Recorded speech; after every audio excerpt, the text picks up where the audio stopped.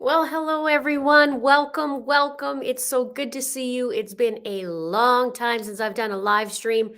I figured, well, just in the last couple of days, I went, holy moly, I haven't did one since end of October. I think was when I was dressed up as Cruella. Was the last time I did a live stream for the regular viewers. Of course, my memberships, we've done a couple different things since then, but I haven't seen you in a long time. So it's so nice to see you guys. Welcome. Tonight, I have a whole bunch of updates for you. And I thought, what better way than to do it in a live stream? So, as always, I'll run through the case and then we'll chit chat and then run through the case and then chit chat. But there's one thing that I've been thinking about since it's almost the new year. We're hitting 2022. Funny story. I actually was saying to another mom friend of mine, going, "Oh, I can't believe it's going to be 2023." She said, "Well, yeah, I'm sure you can't believe it because it's not going to be. It's going to be 2022." So I'm so focused on all the court dates and stuff that, I missed a year. And I think we all have. So as I was going through my 2021, I saw I wanted to find out how many cases I've covered, what I've covered, who's still missing. So we're going to do that before I get into each and every one of the cases. Okay. So thank you, welcome everybody. I'm so glad you're here. I see a few people in here. My mods are in here. Hello, welcome, and thank you. Jeannie, I say thank you so much for the super sticker. And I did see one earlier before I went live. I want to say thank you. And thank you, Jeannie. And somebody was asking about Justin. We will get into that at the later on in the show tonight. So let's just kind of do a little quick recap for the last year, and then we will talk about the cases. So interesting facts. I did 100 and almost 130 videos, not including live streams, and I did 30 live streams. So in total, we're looking at about 160 videos in the past 12 months, which is crazy. And actually, it's not my norm. I usually do more, but I have some fun things happening behind the scenes.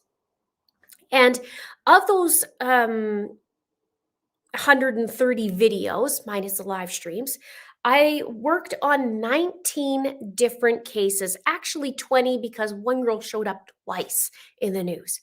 But I thought that was an interesting statistic, how many I actually have covered. So 19. But of those, there's still 6 people missing. We have still 6 of those in 2021 that I've covered. Now, some of them spilled over from 2020, of course, but there's 5 children still missing. We have Orrin and Orson still missing. We have Summer Wells still missing. We have Michael Vaughan, little Lina that I just did a video on. And of course, we also have, I'm missing one here.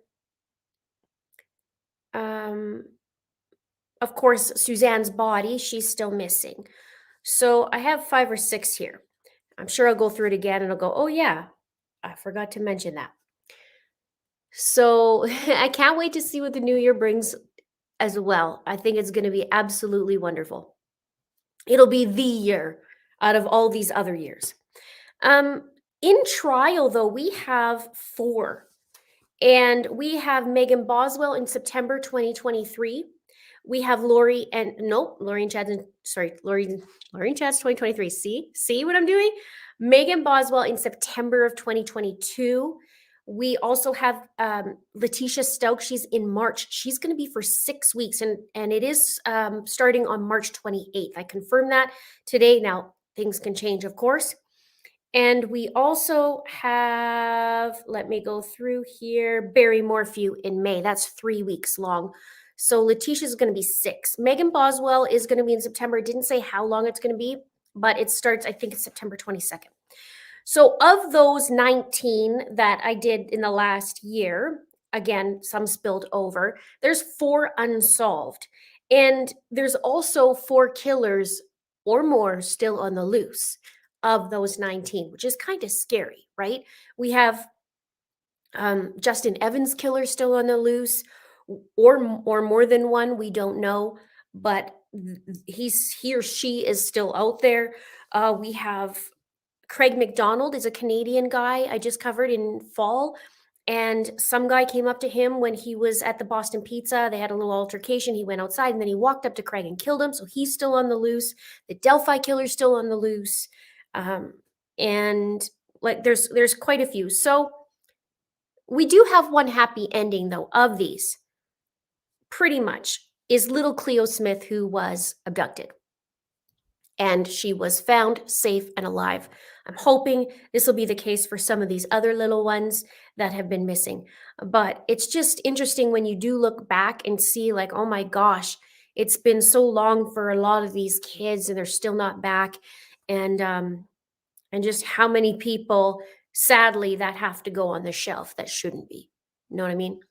So I did add little Lina. I tried to add Michael today. Hopefully he works. Sometimes the little app that I use that goes on there, it didn't work. So if you guys see him, let me know. If not, I'm going to get him up there.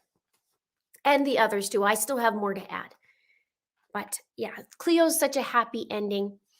Okay, so that being said, I hope you found those things interesting when I look back at the year. I do look back at my whole entire year in all aspects of my life. I'm a big goal setter. This week is my most favorite week out of the year because I get to set goals and have things in all aspects of my life. And I do a whole vision board and all this stuff. So it's a lot of fun because it lets me create my year and create my life. I highly recommend it. So, and then January is crazy. Now, a little tidbit that most of you know, but I've had a assistant start with me. So it's been busy the last few weeks. I'm trying to get her up to speed, and I'm really, really happy that this has happened because that gives me more time for balance, more time to create even better videos, I should say. And I'm very excited. So hopefully you guys are excited too because good things are coming. All right, so let's get into it and start talking about all the different cases. Now, the first one I want to talk about, that's so nice. I miss you guys too. I promise it won't be 2 months before I do another live stream. I have moved rooms too, so I might sound a little bit more echoey. I'm trying to figure a lot of that stuff out, but that's for January. This week, let's just get to January. So first case I want to talk about is Summer Wells. We know she's missing, right? She's been missing since June 15th outside of her home in Rogersville, Tennessee. She's 3 feet tall, weighs 40 pounds, and was last seen wearing gray pants, a pink shirt, and may not be wearing shoes. We know this. She has blonde hair and blue eyes. And I do have, actually, I did load some things so that we could see. There she is, Summer. Now, there's an interesting bit of information that many might know and many might not know. On June 14th, which is the day before Summer went missing, there was a video that was uploaded to TikTok. And it shows her dancing in the rain. Where is it? Do I have it? I had it here. Might have to load it. It shows her dancing in the rain. And beside it has a barrel that says for sale. And it's been a lot of chitter chatter. Now I find it interesting that the timing, right? I mean, the day before, that's weird. And I find it interesting on the placement. Here we go. Weird that it uploaded later before and not now. So let me just see if you could see that. So it was a little video and she was dancing in the rain and this for sale sign was up there. Now, I'd love to know your guys' thoughts on it. I just think that's an interesting bit of information that was on. Could be something, could be nothing. But again, sometimes the truth is in the details, right?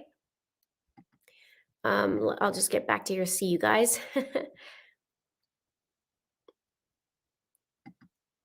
Thank you for the super sticker, Melonbug06. So it's kind of weird, isn't it? I find that interesting. I wanted to bring that up because some of you may have know that, some of you might not. And then there was a recent, I guess, update where Summer's parents actually did kind of a post of what if Summer was abducted and they were disguising her, what she would look like. So this was uploaded by the Wells family, and I'll show you the pictures. They did like a pictures of different. Okay, I'll just move that here for you. Of different hairstyles, which was interesting. I'm sure it was an app that did that. And then there's 9 there, and then they have another set here of what she might look like if she was had a disguise. So that was, I believe it was on on their YouTube channel, Dawn and Candace's YouTube channel.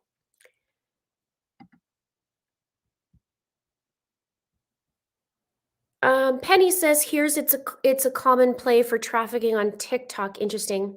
Let it be Summer says, "Don't think it means much. Maybe I'm wrong." Yeah, it could be something. It could be nothing. But it's very interesting because I can't remember if the barrel was off to the side later when she was being interviewed, or what it was. I don't think it was in the same spot. I wonder if even the for sale sign was on there. So I think that was a little detail that's very interesting. As of December 1st, there was 1,500 tips regarding Summer's disappearance, and they did another search. They searched for Summer in the area again because it had changed. I don't want to say seasons because I don't even know if Tennessee really has. I guess you can say they do, but I'm in Canada. It's stark differences. It was minus 45 with the wind chill this week. This past week, it was not fun. So we're still in the cold snap, but as the brush, I guess, is not as high and the season's changing, they did another search and it led to it didn't. I mean, no leads, no solid leads, is what they said. Now there was also a comment about that. It says, when we're doing ground searches like this is the time of the year to possibly find something that was just too green to see earlier. So they did the search, and I mean, obviously, they're still searching. Let me see.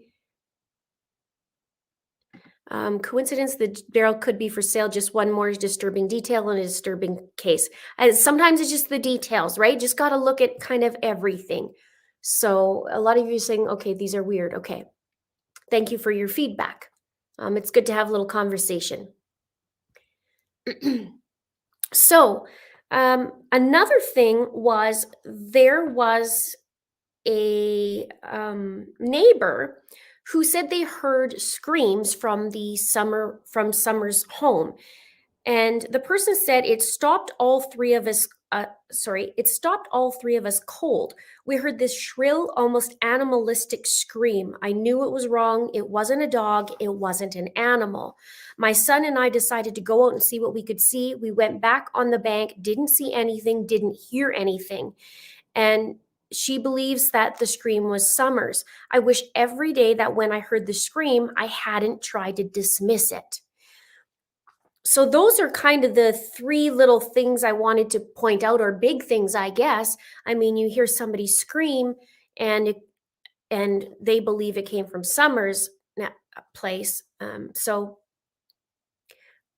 I don't know what to think of it. It's crazy. What are we? June, July, August, September, October, November. We're at 6 months now. 6 months that she's been missing.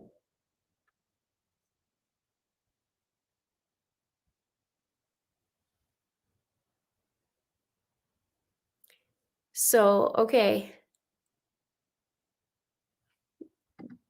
Don Psalm says, red barrel, red truck, just thinking out loud. It's good to see some patterns, right? I love the patterns. Hello, everyone. Welcome, welcome. Nice to see you. So if you want to see my Summer Wells videos, you can check out the playlist. After this video, I will put the timestamps through it along with the playlist link so that you can see my work on the case. Now, okay, we're just seeing. Penny says, Scream was heard 2 hours before Summer was reported missing, which is very interesting because that would have been just after 3 o'clock. Bowmeister says, I think there will be an arrest soon about little Summer Wells.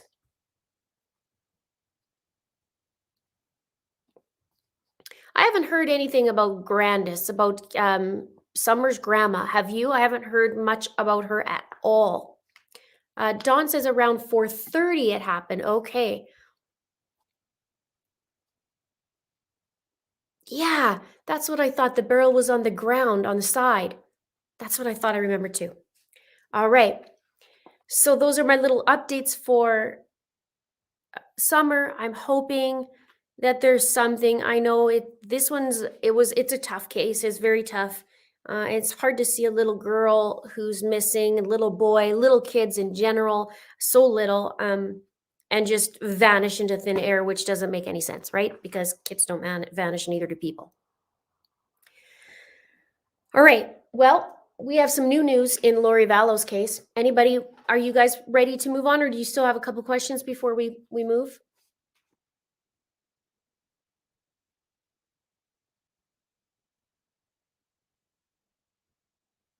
Yeah, I haven't heard much about Grandma. We know that Don also got arrested not long ago. Maybe I guess it's a little bit longer now, but he got arrested. So he's having some issues. But I guess when your kid's missing, anybody would. All right, here we go. We're going to talk about Lori Daybell for a minute. Because let me grab my barf bucket. I know. There's a lot of stuff on it. So, as Heather says, Lori's blue-eyed little baby boy is gone, meaning Mark Means. Mark Means got disqualified. And when I first heard about it, the first thing I thought is, oh, good, we don't have to hear his whining on the documents, because reading those court documents all the time, whine, wow, wow. Like, thank God he's not on it. Sorry, not sorry. But he's disqualified. So I want to point out a couple things to you of what's going on without reading all the dry bits of 17 pages of stuff. I would if you wanted me to, but let's not go through all of it. Okay, well, let's talk about Mark Means. Thank you, Pamela. Thank you so much. I appreciate it.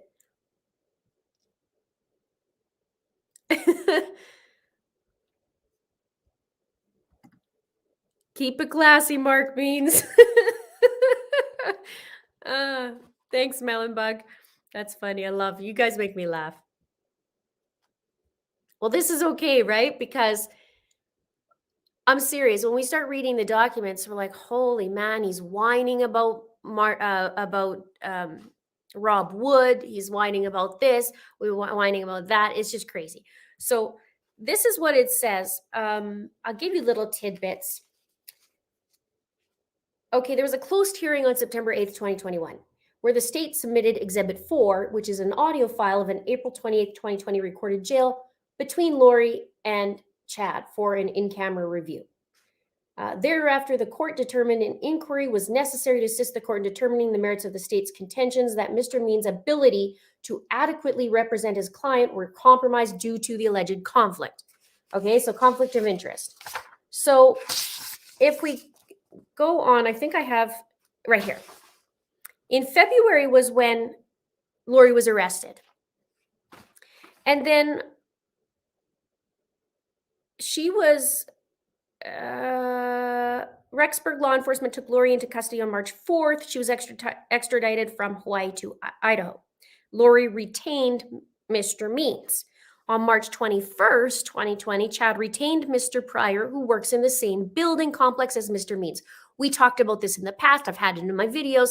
They're in the same building. And I also make jokes, little jokes, like, because there's a lot of errors in Mark Means' documents, in his court documents. So it's kind of like, you know, Mark going to John saying, "Hey, John, how's it going?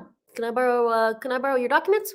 Like, because John's, although he's an entity all in himself, you know, he writes better whoever writes his documents is doing it better than Mark Means, because it's terrible. Anyway, so March 21st, Chad retained Mr. Pryor. On March 24th, according to Mr. Pryor, or March 31st, according to the document submitted, Lori and Chad signed a conflict of interest waiver. Then in April, Mr. Means posted the following on Twitter. Please note that this office represents Mr. Chad Daybell. If any agency, investigative authority, etc., wishes to contact my client, please contact my office directly. On April 28th, same day, Mr. Means sent a press release stating the following. Please take notice that this office represents Mr. Chad Daybell. Please direct all requests for communications, statements of the like to this office. And then the same day again, Lori and Chad had a visit via telephone/tablet in the Madison County Jail. During this conversation, Chad stated, Mark Means is my attorney. Chad alluded he had shared confidential information with Mr. Means that Chad believed would be covered by attorney-client privilege. The video recording also suggested that Chad believed he would not have to testify against Lori if Mr. Means was representing both. On May 2nd, Mr. Means told the court during a bail reduction hearing in Madison County for Lori that he represented both Lori and Chad. And then on the 9th of June, a search warrant was executed on Chad's property. We saw that. That's when the children were found. And it said, okay, then he was charged, okay? So then, apparently on that day, June 9th, Chad Daybell phones Mr. Means and phones John Pryor. So I didn't know that. We just found that out. Now, let me just go through so I don't have to read all of it, because sometimes you guys will fall asleep at the jargon. But let me see here if I can find it, because there's something from the judge. And that's when Mr. Means in a little bit of caca.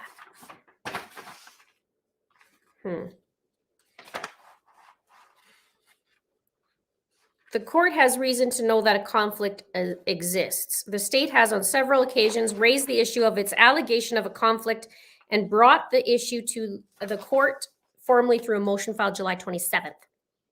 The court held hearings relating to the issue and ultimately conducted an in-camera inquiry into what defendant Chad Daybell knew and or understood with respect to the possible conflict of Mr. Means' concurrent representation. Both defendants, Daybell and Vallow, through counsel, have acknowledged the issue, which was brought to the forefront of the case when it was determined by the court that an in-camera inquiry was necessary and was conducted. Thus, the court has a well-founded reason to know that there is concern that a conflict exists. Number two, an actual conflict of interest still exists in the case at bar as found by Magistrate Judge Eddins in a related case.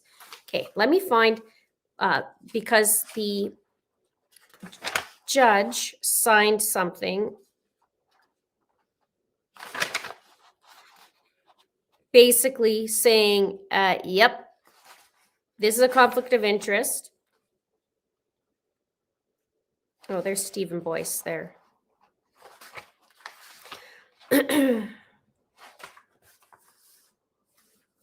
Sorry, guys, I had this earlier. Now it's all over the place. The court finds an actual conflict.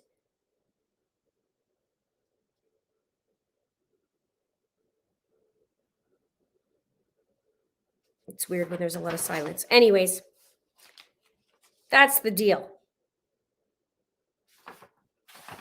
And I might have it right here. Yes, let me read here.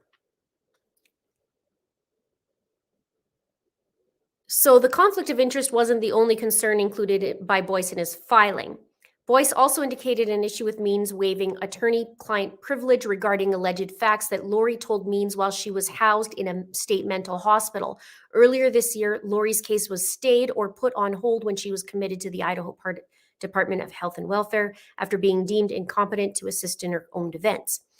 And Judge Boyce says, this is precisely the situation that ethics rules caution against, where the rules stress that lawyers should avoid becoming witnesses in their clients' cases.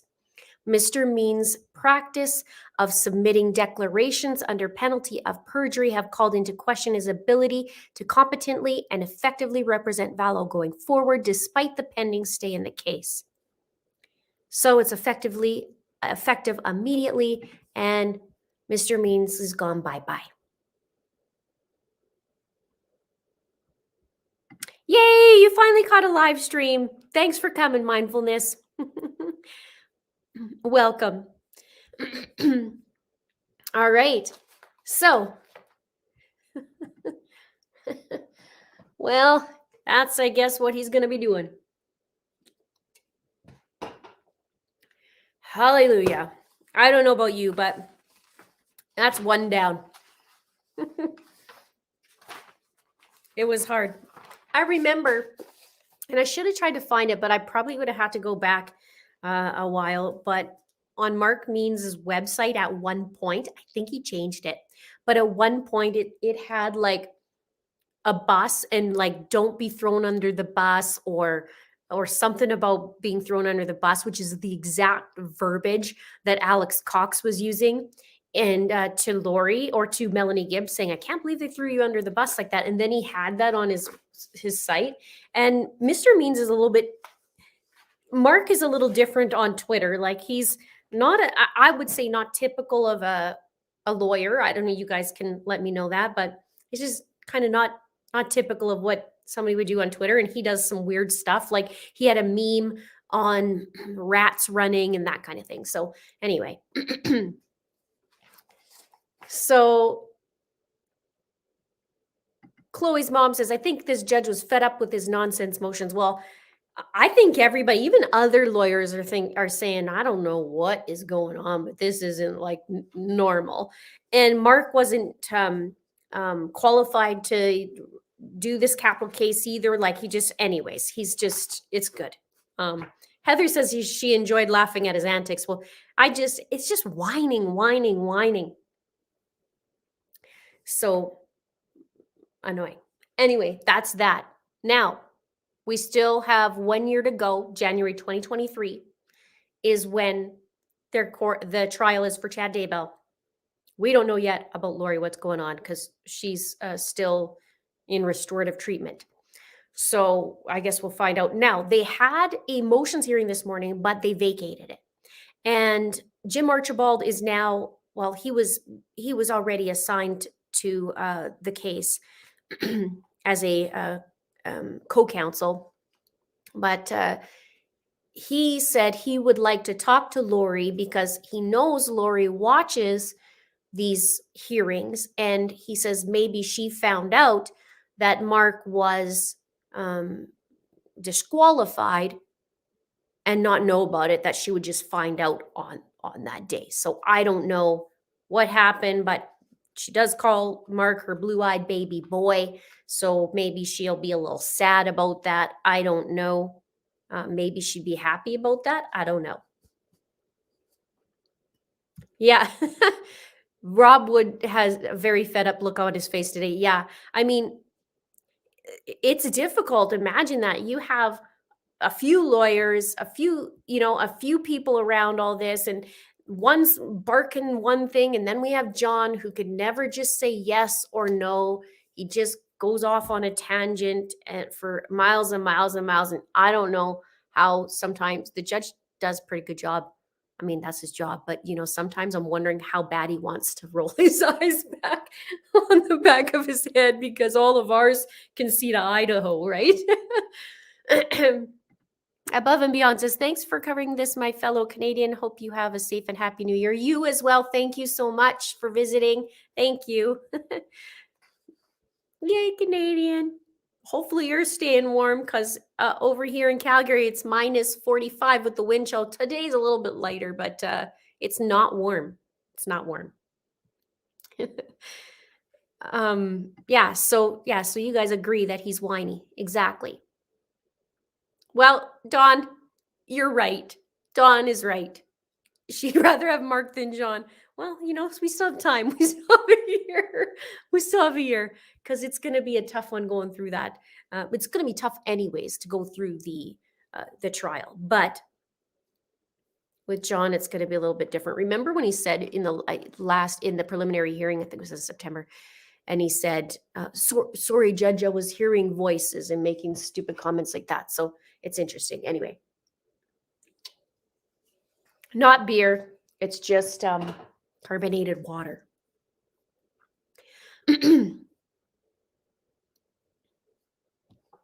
All right. That's that. Are we ready to move on from Lori?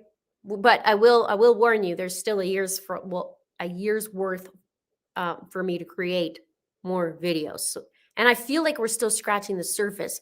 I mean, things are coming in, there's new data dumps, and then I'm looking and I'm going, holy moly, there's more to do. Just when you think there's not. And if you haven't seen, I just did a video on Chad's blessing.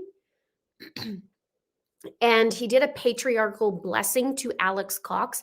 And I just did that video 2 days ago. So if you want to check that out, do check that out. It gives you a little bit more insight. And I think that puts Chad in a very, very compromising situation. He's putting himself as the leader. He's saying it over and over again. It's not looking good for Chad, in my opinion. You let me know what you think.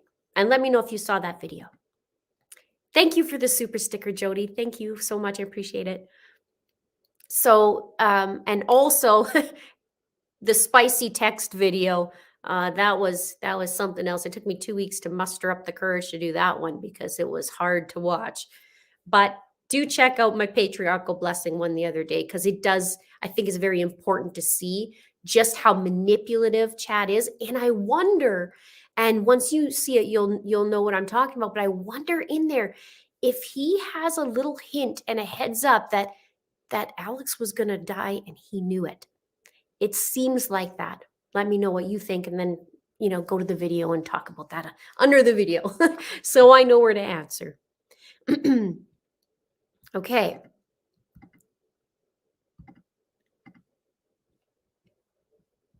Lisbeth, I see I missed your question. I'm going to go back here and see if I can see it. Are you doing a video on Lauren Smith?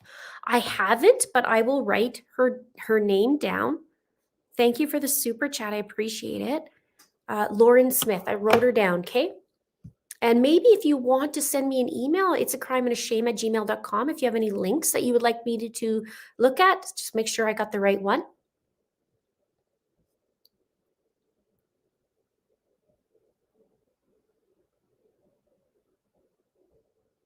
Okay.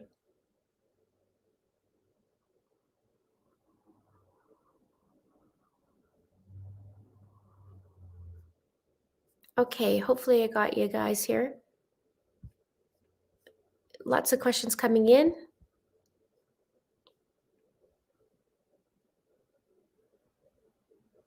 Well, welcome. I'm glad to have you here, Teresa.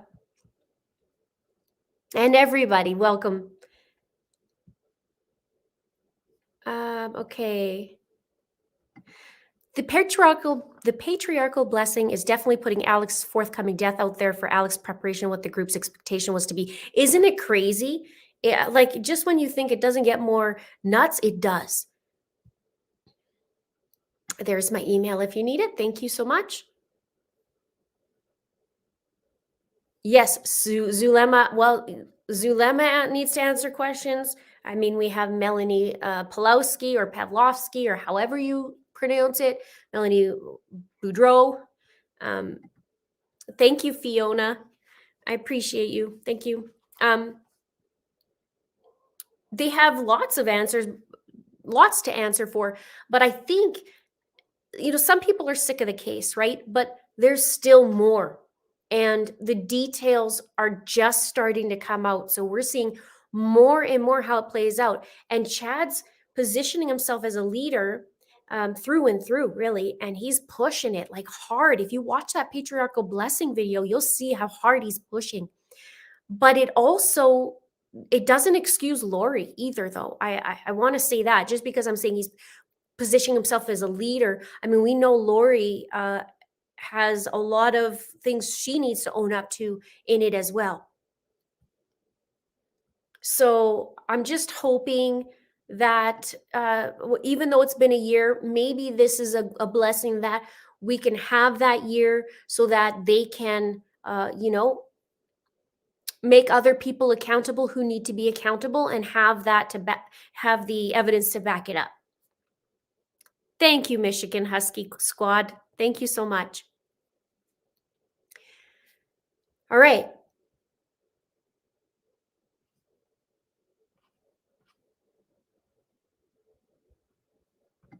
The patriarchal blessing also has Chad explaining explicitly how he's the leader of the cult. Absolutely, it puts him there. It's not looking good for him. Now that this is out, I mean, it didn't before, but it's showing them more and more about how there's this little secret society that they have, and check out because I have the video on it. But this secret society, and they have all these, special words and codes and this and that, and trying to think that they're super smart when really, I mean, they're laying out everything, the whole plan, the whole roadmap of what was happening. Hi from Kamloops, BC. Hello, fellow Canadian. Nice to see you. I'm hoping to be back in British Columbia soon.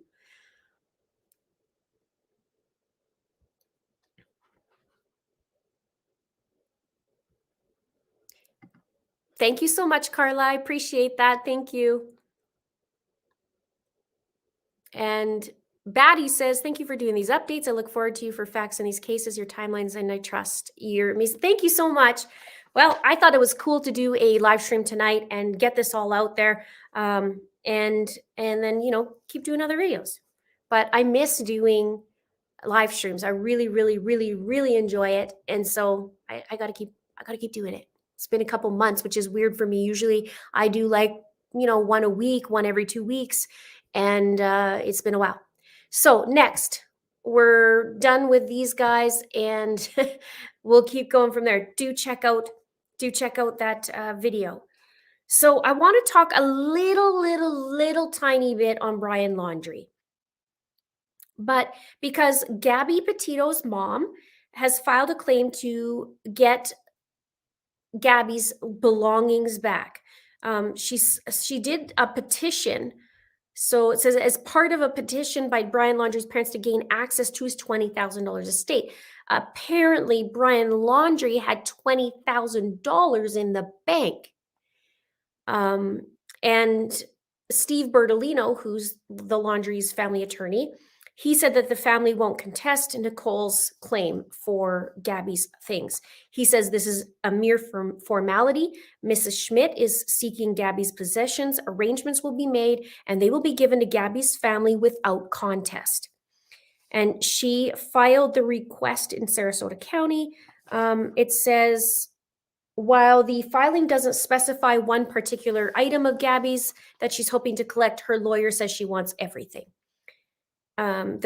So it reads, the basis for the claim is possession or control of the personal property of Gabby Petito. The amount of the claim is unknown and is both now due and will become due on the release of personal property. The claim is contingent or unliquidated because it is unknown if the decedent's final photos, videos, and words are contained in the property. So Brian had $20,000 in his bank account at the time of his death, which makes it really interesting because we know someone used Gabby's cards after her death. And it says, in the court filing, Chris and Roberta Laundrie said Brian left behind a Bank of America bank account that had $20,000 in checkings and savings. He was apparently debt-free at the time of his death. The parents seek to divide their son's estate. Now, side note, isn't that interesting? Because when they were on the side of the road in Moab, and they were talking about, can you get a hotel for the night? And, Oh, it's kind I don't know if he really said no, but he just kind of like did one of those and couldn't afford it when meanwhile there's $20,000 in the bank. That's interesting.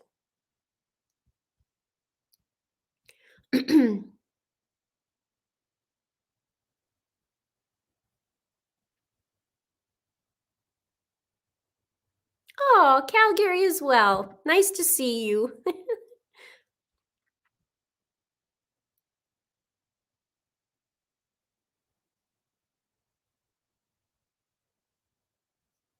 All right, so let's see what you guys have to say about that because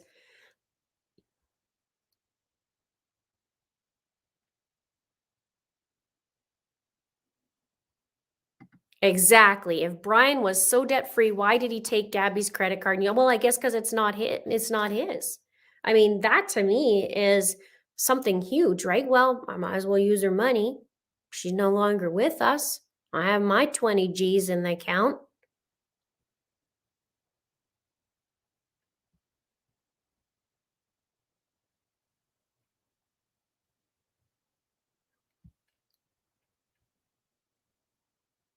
Yeah. So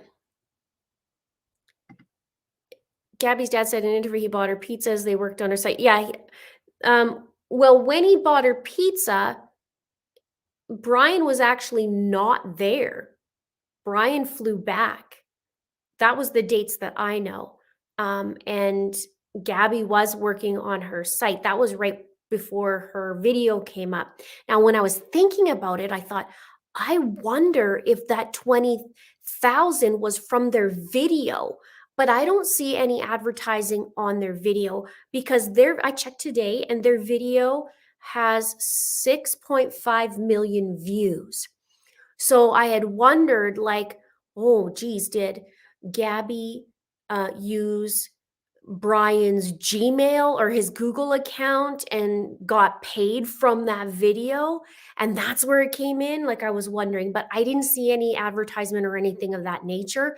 So, but it did cross my mind thinking, oh my gosh, did he get, is that the from the video and there's so many views and then he got a payout? But it's not. It can't be the case. I don't think. I haven't seen any ads at all on there, so I'd like to know when that like, when that money was in there.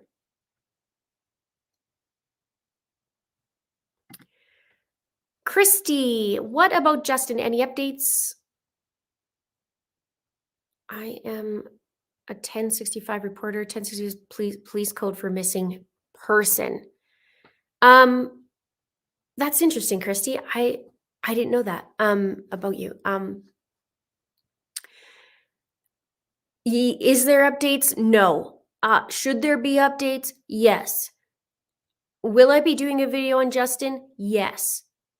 Um, I don't know what else to say. There's no official updates. I think I would hate that the cops have given up, but I think they really wanted it a suicide for some reason. So I don't think that um, they're too eager to solve it. I wish I could give you more. That's all I have right now. But I would like to, since I've taken a little break, to review and fresh eyes it, and in the new year, dig in again. But thank you so much for your super chat. I appreciate it. Maybe give me a little email behind the scenes. We could have a little chit chat.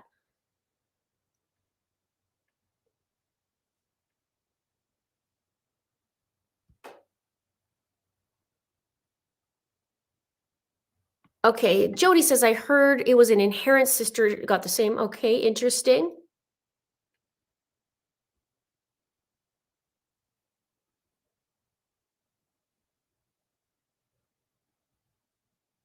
Um,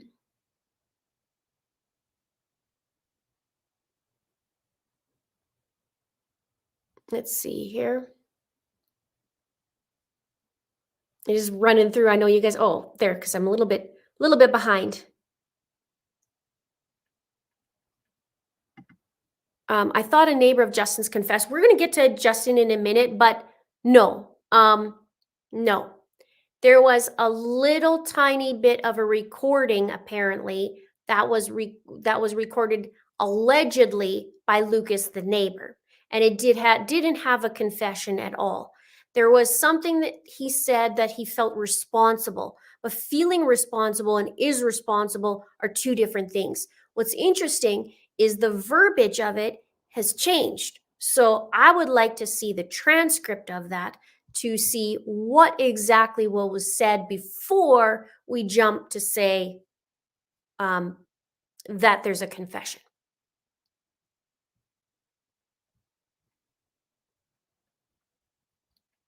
All right. So somebody was wondering about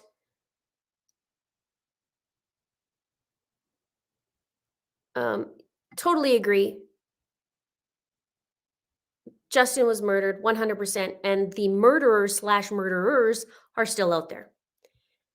And 3 weeks later, his neighbor also died. So, little bit sketch, but we're going to cover that in another video.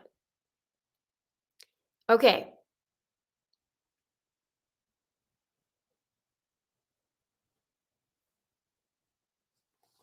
So, you guys want to talk about Justin? I can talk about Justin right now. I have a little thing that I wrote up. I put it on my community tab. Since we're talking about him, let's talk about him now, and then we'll go into the other ones as well. So it's been 1 year since Justin died and, was killed. And I wrote something on the community tab, and I thought tonight, you know what? I'm just going to read this out loud. I put a year ago today, 22-year-old Justin Evans was reported missing from a shed that was riddled with his own blood. This young man wasn't found until 5 months later in a nearby pond, where police said they searched initially, then recanted their statement saying they didn't search it. Police initially called the case suspicious, then deemed it a suicide, even though the coroner's report and the crime scene showed something very different. The household that Justin lived with has never once pleaded for the information that leads to Justin's killer or killers, or in finding him before his body was found in May of 2021. In fact, one of the men he lived with, Kenneth McKinney, lied to police about his whereabouts and was charged with obstruction of justice. He is on house arrest, although reports are saying that he's breached it already without repercussions. The other man Justin lived with, Bud McKinney, was Justin's best friend since kindergarten. He has yet to be heard from, although his girlfriend, Kiara Collins, who also lives in the household, has been quite vocal throughout the year, along with many discrepancies and lies about her alibi. She was known to have hated Justin. 3 weeks after Justin was killed, another person died as well, Lucas Albanese. He was friends with Justin and had moved to the area only months before. There's been a buzz around what happened to Lucas, as it was deemed a suicide as well. Lucas lived behind Justin, and Lucas was one of the first houses both Bud and Kier visited after they reported Justin missing, but not before the two took pictures of the crime scene, and one of them was in the shed full of blood before calling authorities. Through my videos and digging and sorting through all the BS, I have shown and proven the household is lying and covering up items that were missing, like Justin's phone and earbuds. These items have yet to be found. How does a 6'3" man lose as much as 50% of his blood, manage to walk 15 minutes to a pond without a trace? Because he didn't. How do his earbuds and phone go missing and not found with his body? Because they were taken care of separately and not by Justin. Why is the household lying if they have nothing to lie about? And finally, why is law enforcement's management of this case so very off? Justin's family is going through hell. A year ago, he spent the weekend decorating the Christmas tree and spending time with his family. That's the last time they saw their sweet Justin again. And you know what? His killer slash killers are still on the loose. It's time for justice and for some serious inquiry.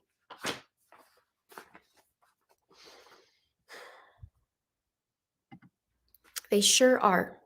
I did a video on this. If you guys, I would love for you to go through these videos, see what was going on, see the lies, and see what's really going on. And it'll become obvious. And some people are still being manipulative in this case and pulling wool over some people's eyes. So, yep, this too. Patricia, his sunglasses were on his friend's face. Correct. That showed up months after Justin was gone in a photo. Bud was wearing Justin's sunglasses and lied about how he got them. But they need to stop ignoring what's right in front of them and hold those responsible accountable. 100,000% agree.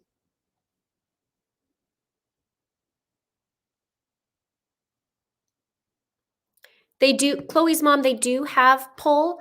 I know about 3 or 4 people who are in the OPP that know the family of Kiera and also Bud.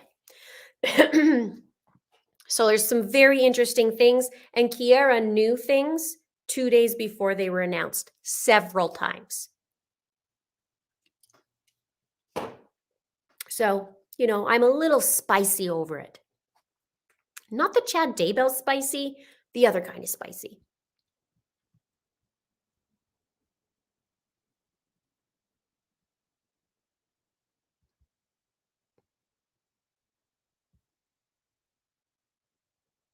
Thank you, Marie. I appreciate you. Thank you so much.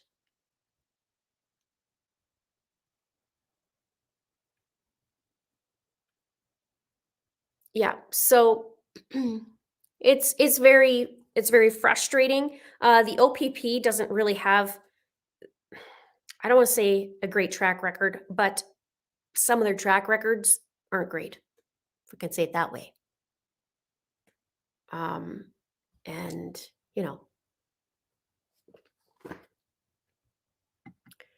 these adult children will eventually turn on each other just out of spite, matter of time. Well, I can say this. The manipulation and the hatred and filthiness, like anger, I guess I should say, like filthiness of her mouth is what I was thinking. The anger that specifically Kiera has inside her, and the hatred towards towards Justin and his family, that hatred is going to filter elsewhere, and it's very disconcerting. And it's very, very scary to watch people who live with Justin not give 2 squirts about him. Because a best friend, I don't care if you're camera shy or not, or whatever the heck it is, but if your best friend's missing, wouldn't you do everything in your power to find him? Unless you already know where he is, maybe? Like, what is it, right? And maybe somebody who hates him doesn't care for him to be found. Why lie about your whereabouts when you have somebody you've known for, I don't know, 15, 17 years, and you're not going to help him out? So I don't know. I get spicy on it. Super spicy.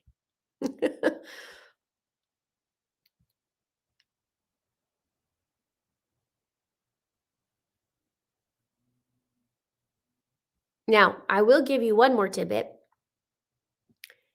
I'm told that Ken McKinney used to be part of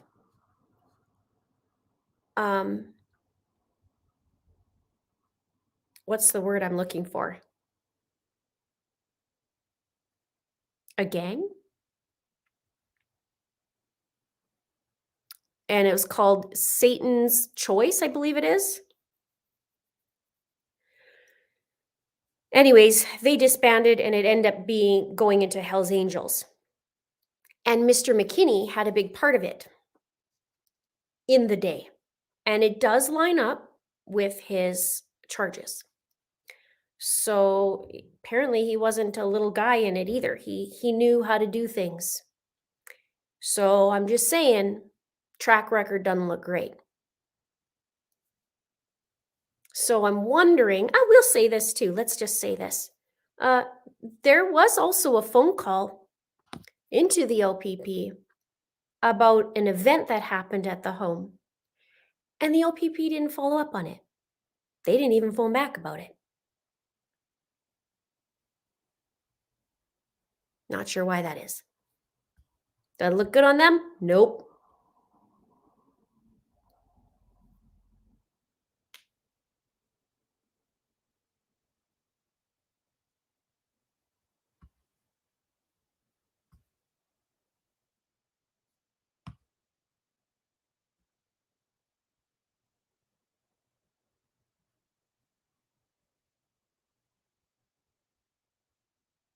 So, thank you for that spice. Sometimes it's spicy. It's too spicy.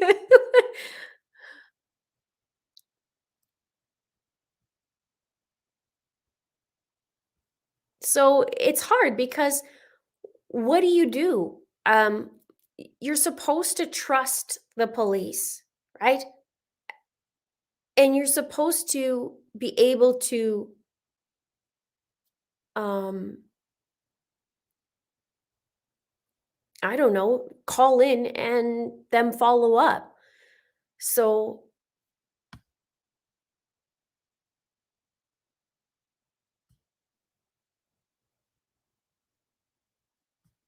anyway, that's how it is.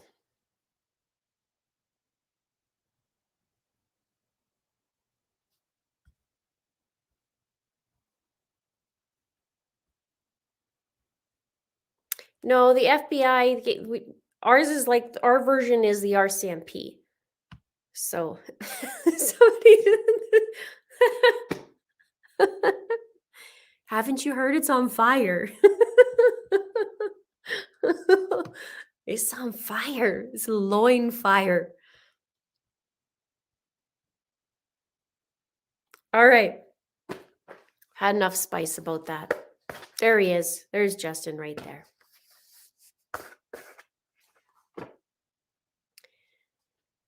So that's the scoop on that. I've had a little bit of a break and I'm ready to get back to it because it was getting pretty bad in that case. I had to take a little step. But, hold on tight, guys. It's just getting hot. You know it. All right, let's go to the next one. We have a little bit more to go and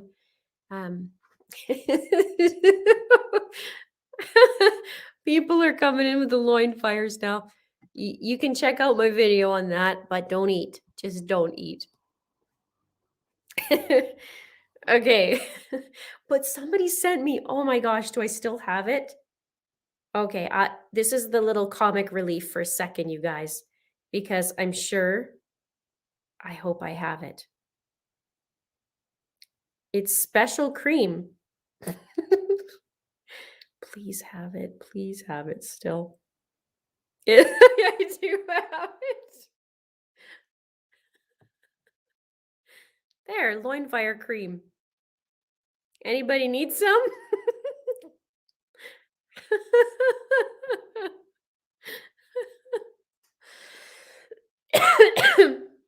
Matt, man, I see your comments. Message me.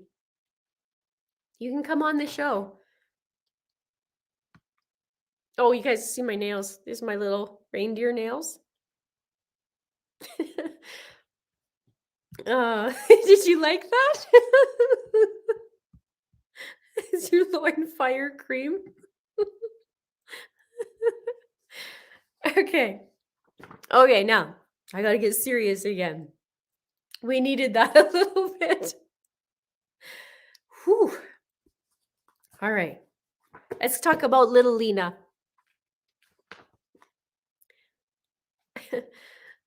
Oh, you guys. Okay. So Lina Sardar Kihl is a they said she's 3 years old. She looks like she's 5, and there's some controversy surrounding that. Let me get you a little picture of her so you guys can see her. There she is, right there. She went missing on December 20th in San Antonio, Texas. She has brown hair, brown eyes, and she was wearing her hair in a ponytail, much like that you see in the picture. She was last seen wearing a black jacket, a red dress, and black shoes. Now, I did a video on it, on her case, and on her. And she has, there's more than $150,000 now that's been raised to help finding her. But officials say that she may be in grave immediate danger. Now, it's interesting because now they're saying at first they're treating it like an abduction. Now they're not. I don't know. There's mixed reports. There's mixed reports that her mom saw her, or that left for a minute. And then it's saying that Lina actually left and her mom couldn't find her. So this is very strange. But the families from Afghanistan, they came 2 years ago in fall.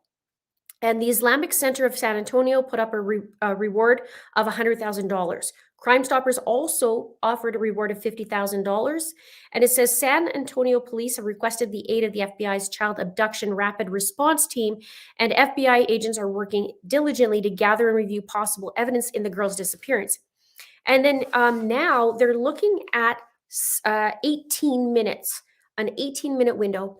And it says investigators have honed in on a time between 4:49 p.m. and 5:07 p.m. where they don't have visibility of Lina from cameras or other sources. And they ask anyone who has information about seeing her during this specific time to contact police at 210-207-7660. I'll have that information in the description. But it's weird.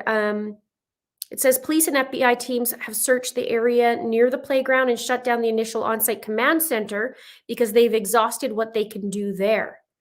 K9 teams are searching nearby green belts, and investigators are poring over videos and interviews. They said, we have no new leads that would take us to where Lina is or what might have happened to her, but I want to emphasize we have not lessened the intensity of the investigation. So we're going on, well, I guess it's been 9 days. So she went missing on December 20th. And some people are saying that, maybe she's not 3 and she's 5, but I don't know that. The police are saying 3, so we're going with that, but she looks like she's 5. Oh, somebody says they have a GoFundMe account. I'll have to look that up.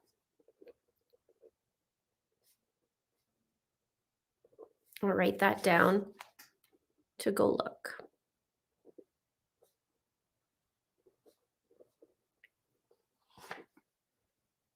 Yeah, she does look older than 5. She definitely does. But hopefully, hopefully they'll find something and she can come home.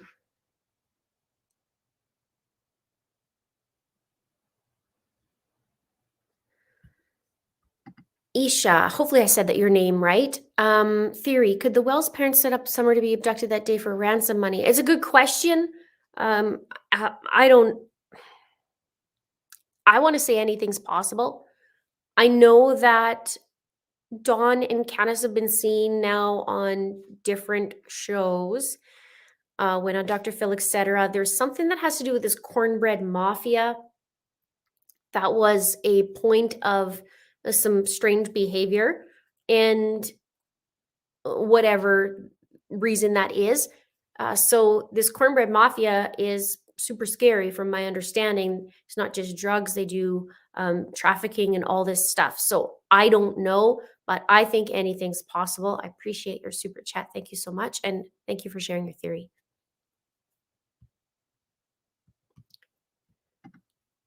Yeah, there is a language barrier. They had to get a translator, but not just any translator. Apparently, the dialect that they speak is very rare. It's more rare, so they had to find somebody who could speak it. And I also I also wonder about little Lina if she spoke any English, or because when you're in a household with family who doesn't speak English as their first language, a lot of times they'll teach their kids or speak to their kids in that language, right? I know even um, well, growing up, my family's a little bit different because my mom's Italian, my dad's Maltese, so it's two different language there.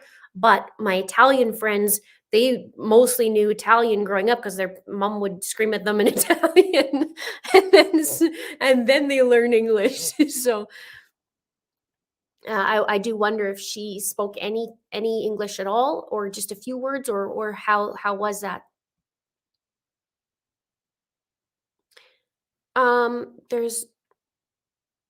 There's no one talking about her. Is this a person missing, or are you speaking to somebody? I don't know. I'm gonna write that down just in case. I wish I had more time to cover everybody.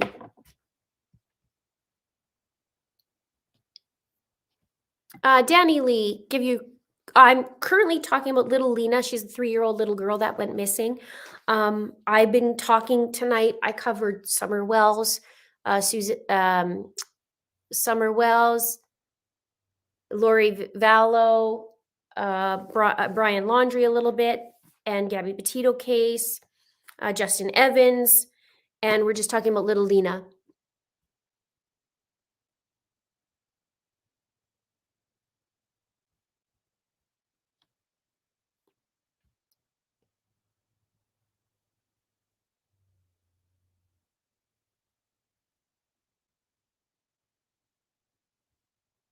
Yep, it's possible. Jenna says some of my students in my preschool look 5 but are only 3. Totally can happen. Some kids are super tall, some kids are super short. Um, you know, I'm only 5 feet tall, so growing up I was super tiny, didn't weigh much, but I had this big head of hair. Oh, it's awkward.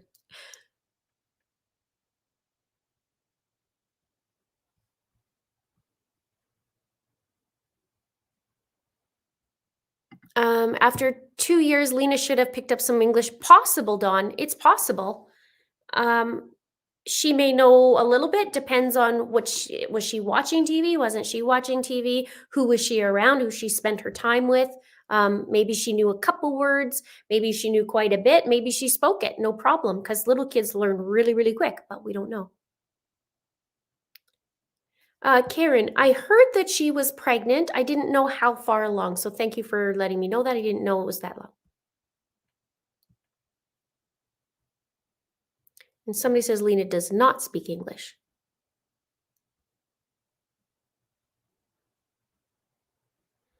Christy, you would think public housing would have cameras in public places on property. You'd think more children would have cameras on their property, especially living with vulnerable people and children. Um, this place that they lived at or they live at has 300 units in this area. I think I think some of it was the angles, I want to say. Um, that they could get some and couldn't. I know after that they were searching for in cars and all that, but I know it's even in these little playgrounds. Somebody was saying in the comments, like, oh, why can't they have, cameras in every park? Wouldn't that be nice, right? So these things aren't a mystery and there's no opportunity for those creepos to do anything. And if that's what happened, I mean, I don't know what happened to her. Obviously, we don't, but I do wonder what some of the tidbits are. Like, where did they see her walking? Was she walking with somebody? Was she walking by herself? Like, what the heck happened, right?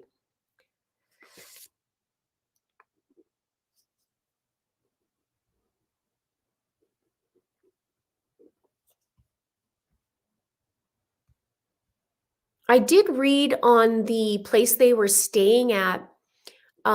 It was the reviews on there weren't that great of a place to live. There's quite a few complaints, and um, it wasn't really good. And they said there's some creepos around as well. And then when I showed in my video just how many offenders there were in the area, that was disconcerting too. And there's been some comments, well, that's normal. That's scary. I mean, here in Canada, we don't get that. We don't get to see the offenders in our area. So you guys are lucky in that way. Those of you who live in the States, you're lucky you can see that. I mean, lucky, you know what I mean? At least you guys can be aware. So thank you for your comment and your questions, Christy. I appreciate that.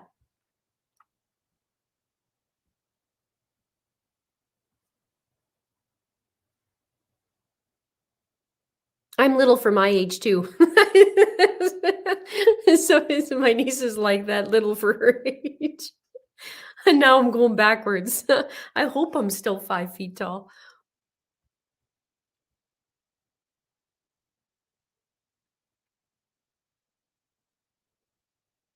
It is very, very, very disturbing. So many kids.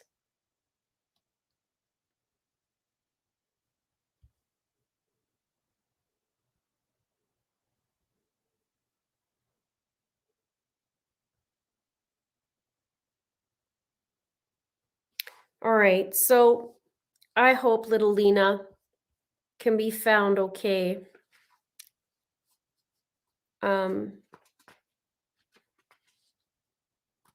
It's tough too because you have the language barrier plus, and they just came, 2 years ago to get away from that, and here this little girl's gone. 5'2", we're called fun size. All right, let's go to the next one. I want to quickly talk about Michael Vaughan. He's been missing around the same time since Summer Wells. He's been missing since July 27th. I did a video also as well. So if you haven't seen Lina's video, please go see Lina's video, and then Michael as well. He's been gone since July. He has not gotten the same coverage as Summer Wells has. And he's from Idaho, and he went missing. His dad was ordering pizza, checking on his little girl, and Michael ran outside and he was knocking on doors. I think he was trying to play with other kids, and that's the last anybody saw him. They saw him knocking on doors, and then that was it. He was gone. There is a vehicle that still hasn't been identified, and another person. There was 2 vehicles and one has been identified, and then there's 2 people and 1 person has been identified. So please look at Michael's case. I'll give you a little picture of him. He's right here, and he's 5 years old.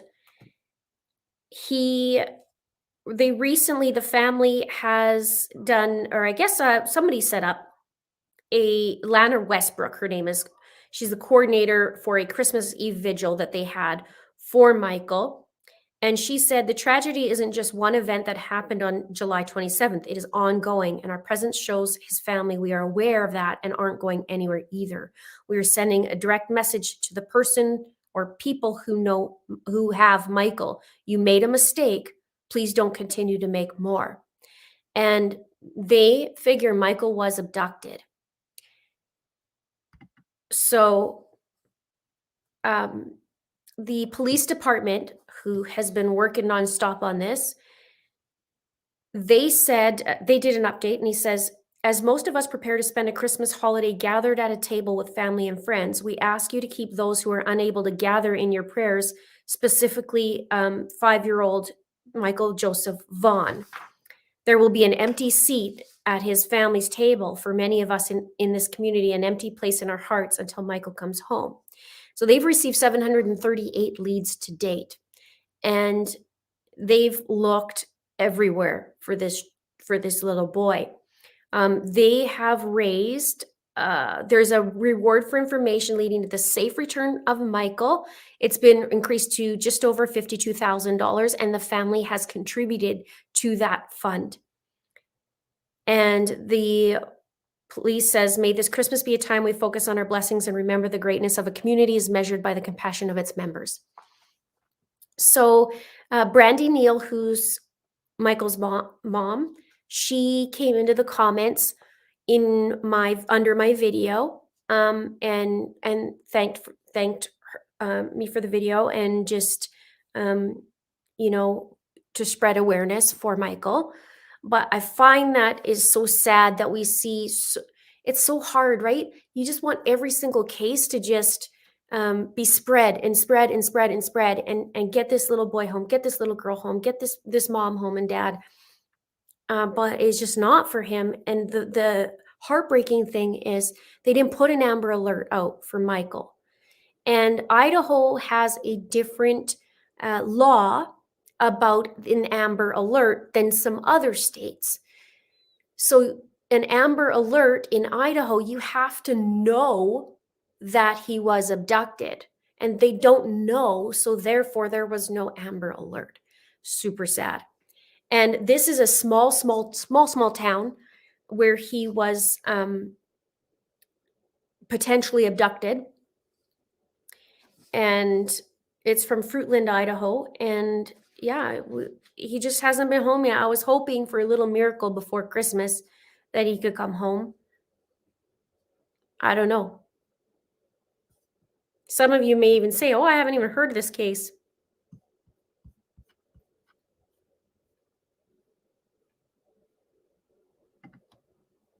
Mama She 313, Linda, thank you so much for the work you do for these missing babies. Thank you so much. I appreciate that. Thank you so much for your super chat. Thank you. Yeah, I just wish I could. I wish I could do it all. I wish I could put everybody on there. It's so sad, and you think that these days with social media, with cameras, with all these things, that people wouldn't be so dumb to go take these children or do these crimes. I'm hoping one day that people are like, heck no, we don't do that because we're just gonna get caught.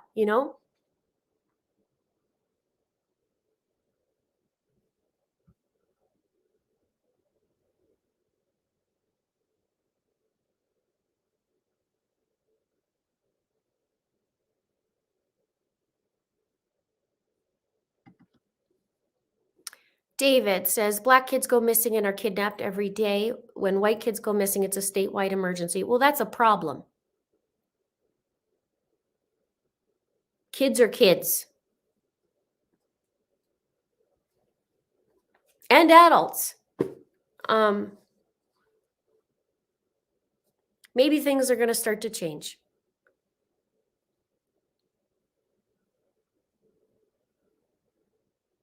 And it's sad that it has to be color related if that's what's going on.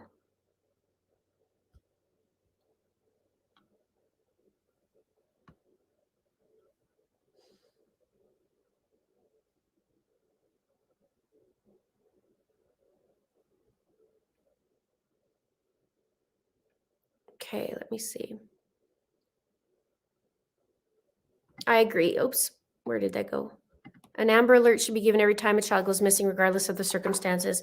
They have to follow this criteria, and there's 7 things on the list, or however many things according to their state, that has to be on the list before an Amber Alert is issued. Now, the scary part is well, how far can a person go by the time an Amber Alert is even issued? It's like 2-3 hour head start. And also when it's not issued, and you just need all the help you can get and all the eyes. So I hope people take that to heart when there's an Amber Alert or when there's a child that's missing, that I say, hey, it just takes 2 seconds, just share this. So what, your Facebook gets flooded? So what? This could mean somebody going, oh my gosh, I actually live here. Like when I put a video out, it's amazing because you get the feedback and people are like, holy crap, I grew up there. Or these little things. So it's like that 6 degrees of separation.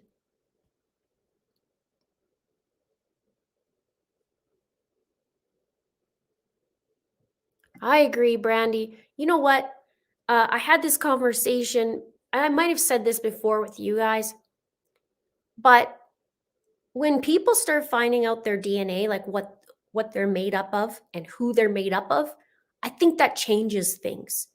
I think it would change things just to know your heritage and all the percentages that people are.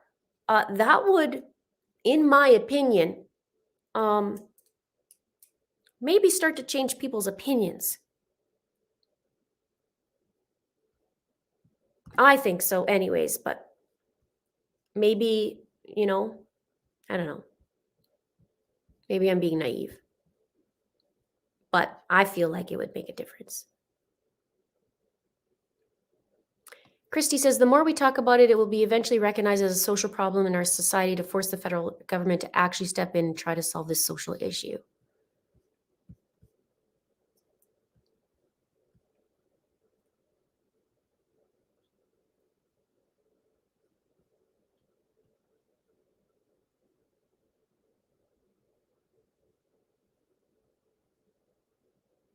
Oh, this is interesting. Lina has not been here for 2 years, only since first of the year, I understand.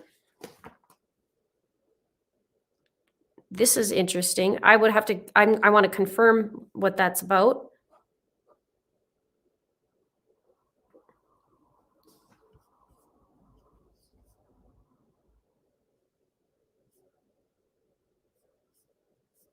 Okay, I need to scroll here.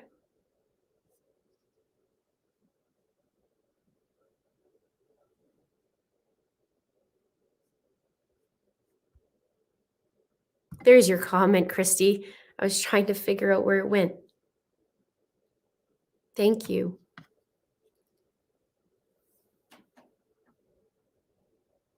All of us are connected, absolutely. And without our ancestors, we wouldn't be here. So huge, huge, huge, huge. Yes, we do need to find Michael, absolutely. And Lina, and Summer. Now, I'm going to switch gears a little bit and talk this much about Barry Morphew. Obviously, we still have Suzanne missing. It's going to be 2 years in May, which is crazy how fast time's flying. I guess not really for some of the family, but I can't believe it's been almost 2 years. And it's said that the prosecution has dismissed the trespassing charge against Shoshana Dark, who's Barry's girlfriend. And it's interesting because it says the victim did want to prosecute the charge, but after closer review of the case law, the people don't believe there's a reasonable likelihood of conviction. Now, this is where it gets interesting because Shoshana is a potential witness, it says, in Morphew's murder trial, and his defense team filed a motion alleging that there's a conflict of interest if Judge Murphy presides. Dark's attorneys, who are friends with Judge Murphy, will have to be present in the courtroom for her testimony. So I want to see what happens with this because I wonder if how they're going to handle that. So I think the first thing is interesting that they're dismissing the trespassing charge. Interesting. And then this conflict of interest with Judge Murphy. Now, another thing you may or may not know, Barry's on a suing spree. He's suing the FBI. He's suing District Attorney Linda Stanley. He's suing the Chaffee County Sheriff's Office. Like he's on a suing spree, plus all this stuff. His shark lawyers are going after everything and anything, kind of like John Pryor, I guess, in a way, but they're like going like this and nitpicking everything. They're going to court in where do I have it? Hang on. Nope, not that.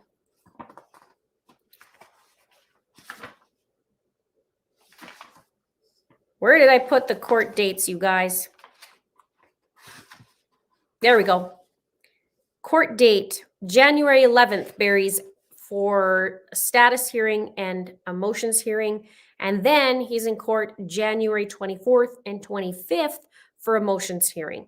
and that's going to be long because his lawyers, they like to chat about the most tiniest minutia. It's like the judge is like, okay, why are we talking about this? We talked about it all day. Like, can you move along? Really?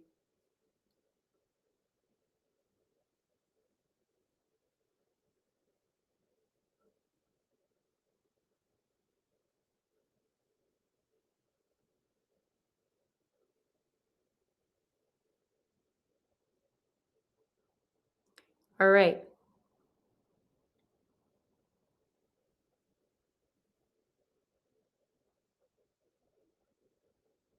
Um,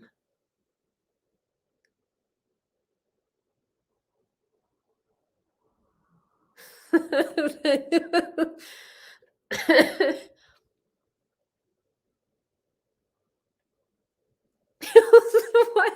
Oh, you guys make me laugh. Does Mark Means have a GoFundMe for his upgrade off Windows 95? I love the laughter. I love the laughter. Jeez, the jokes are so funny. All right. Well, that's it for Bear Bear. His actual trials in May.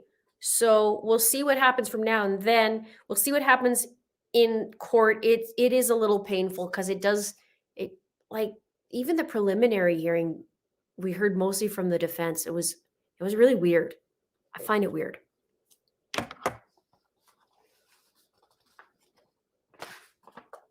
And hopefully we can find Suzanne. Let's hope for that. Maybe she's still in the area where Barry likes to stay.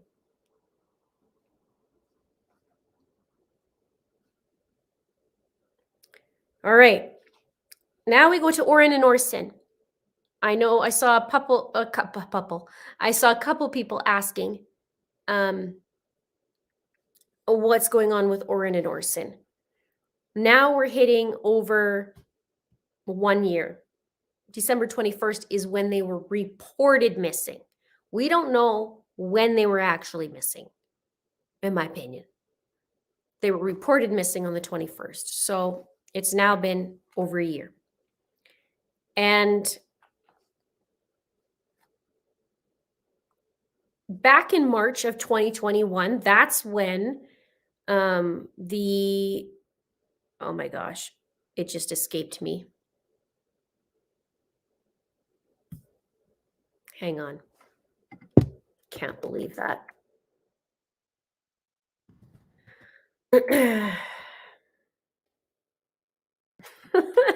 I've been talking a lot, you guys. This is an hour and a half straight, and I have a lot of facts to talk about.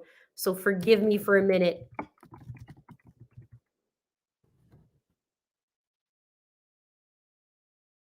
Bakersfield. Oh my God. Ooh. Okay. Back to that. Pretend I didn't say that. In March of 2021, the Bakersfield PD announced their department became the lead agency in that investigation.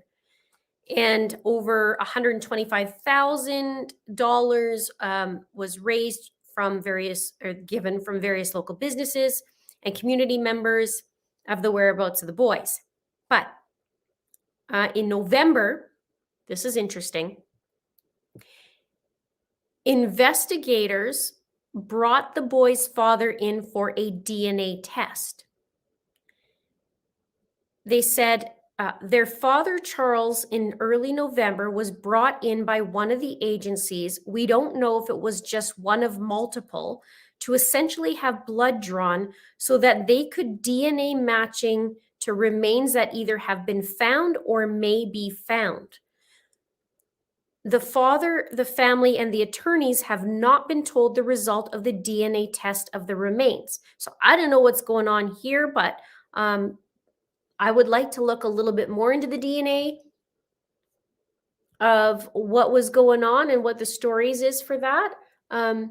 If you guys let me know if you know a little bit more.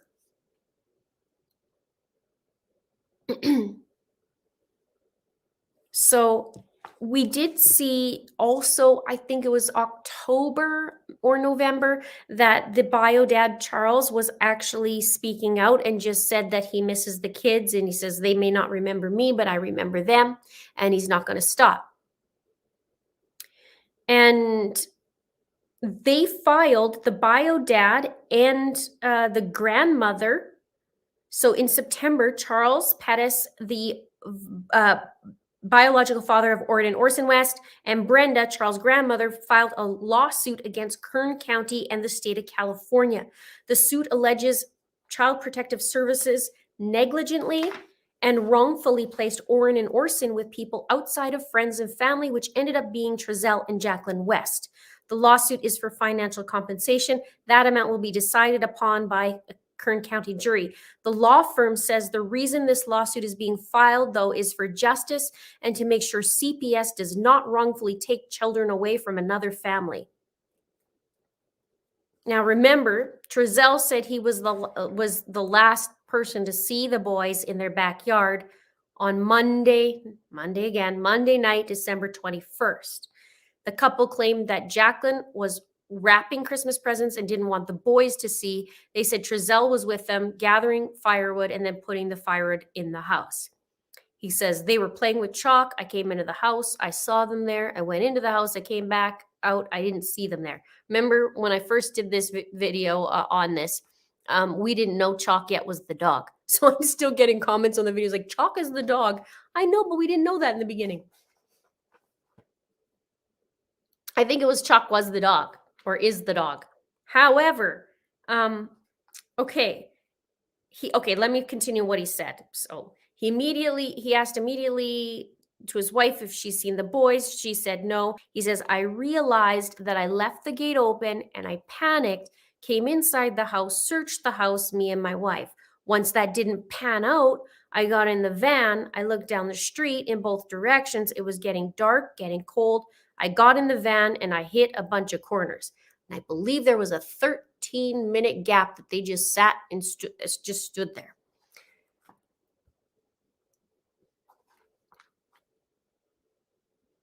So it's important to note that these kids weren't shown on video camera that day. And there was video camera from the neighbors that could see there, and no kids came out of that yard. And Trezell and Jacqueline moved in September 2020 from Bakersfield. And it's interesting because the neighbor said that there was never any boys in that house and we're home 98% of the time. There wasn't even a dog, not even in the backyard. Find that interesting. Really interesting.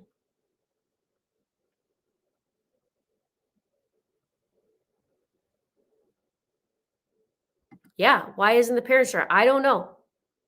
They're still working on it, I guess. You too, Stella. Thank you for dropping by.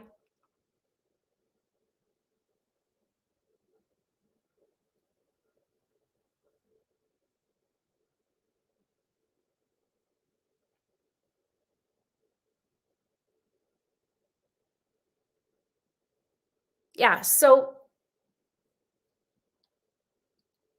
yeah, this was important what she says. There was never any boys in that house and we're home 98% of the time. There wasn't even a dog. I mean, you would hear a dog at some point. Some dogs don't bark very often, right? Some are pretty good, some aren't. But I mean, was there even evidence of a dog in the backyard? Did they clean up after him?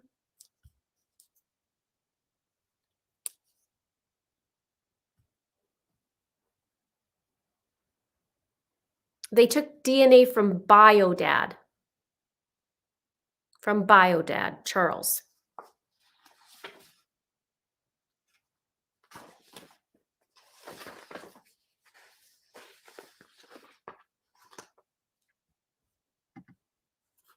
Just another mother says, great work, Mrs. Linda. Love your videos. Thank you so much. What a cute picture. Thank you for the super chat. I'm glad you guys watch my videos. I'm very, very, very grateful for that. Lots more coming. Lots of new stuff coming. I said this earlier tonight. I have an assistant now to help me. So I've been training her in some stuff. So that's taking a little bit more of my time, but it'll get better. The new year is going to be pretty cool. Okay, so in court, Barry Morphew in January. He's the 11th. Letecia Stauch on the 13th. Megan Boswell on the 21st. And Barry Morphew on the 24th again.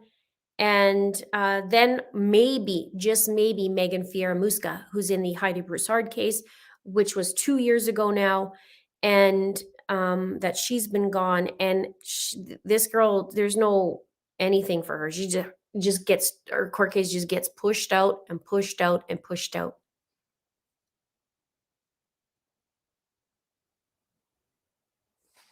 Guarantee Letecia pulls some shenanigans. I'm sure she will. Why not bring the mother in for DNA? There's a few reasons. In DNA, when the males pass down a certain, how do I word it? It's called a haplogroup. So from father to son to son to son. So like for you, your father, your grandfather, your great grandfather, it's better to do that than the mother, if that makes sense. So it's better to do when you do the DNA to match. So the male is passing on this certain thing plus the DNA plus plus plus plus plus. Exactly. There you go. Easy one's Y chromosome, but it's more than that too. It's this haplogroup. This is what I do. I love genealogy. So I'm tracking my father's side because I'm stuck and learning about these haplogroups, and that you just keep passing it on through generations. It's only a male thing. We don't have that. Women don't.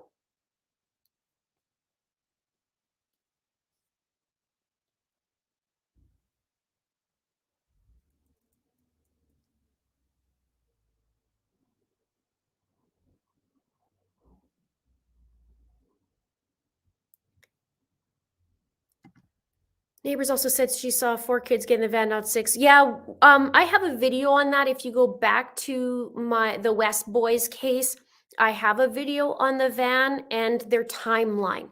Love the timelines. I love doing timelines. They take forever to do timelines, but I love doing them. And so I have that as well. So please check that out.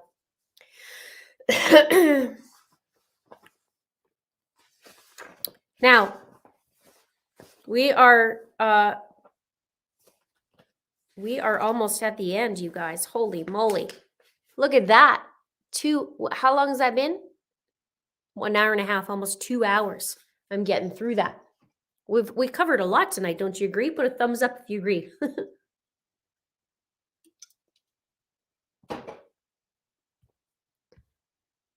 My voice now, like whenever I start talking a little bit too much, it's like, holy crap. Okay. What if he's not the bio dad? Well, I'm sure they have stuff on the mom too.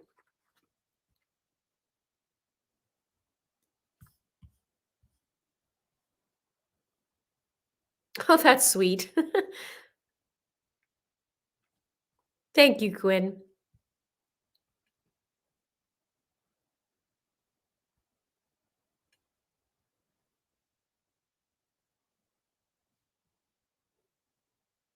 Oh, Jim. Yeah. How about the guy who was killed in his shop while his partner was there in Arizona? Nick Cordova. He'll be coming up on here. You'll see him on right here. There's no movement on the case. I don't know what they're doing behind the scenes, but I haven't heard anything. I did see a little write-up saying there's still no answers. Yes, I know women have haplogroups. Did I not word that right?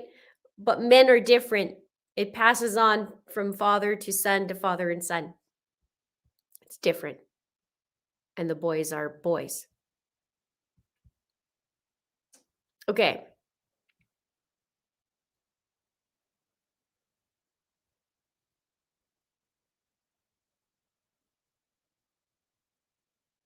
Yeah, I want to know this too. Why is the judge not making Letecia show up in court? She wants to be her own legal, so she should be made to. Okay, so she wanted to self-represent, then she didn't. She has counsel now, but I don't know because she didn't show up for her own preliminary hearing, and the judge said to her, "You got to show up." And then she pulled a fast one again on this last one. She didn't show up again.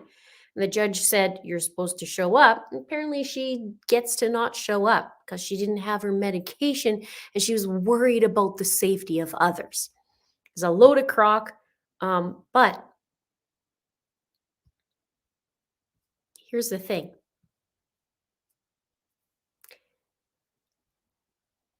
Michael Allen, the district attorney, has an impressive resume. And he really wants justice, right? So I believe, aside from her crock of you know what, her shenanigans in Eduardo,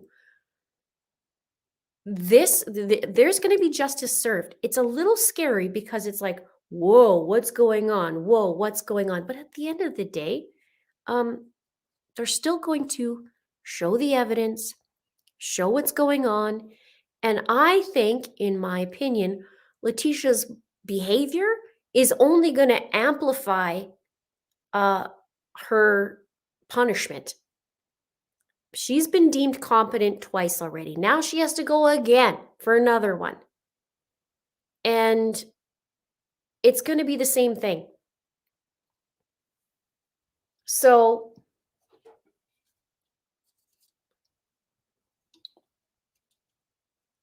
Letecia's going to be Letecia, and she's going to create the biggest circus she can for as long as she can.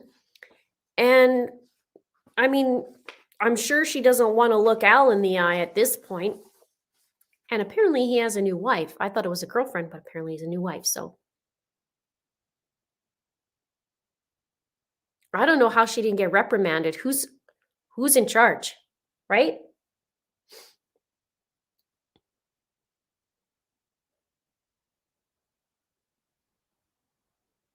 So her last little stunt is ridiculous.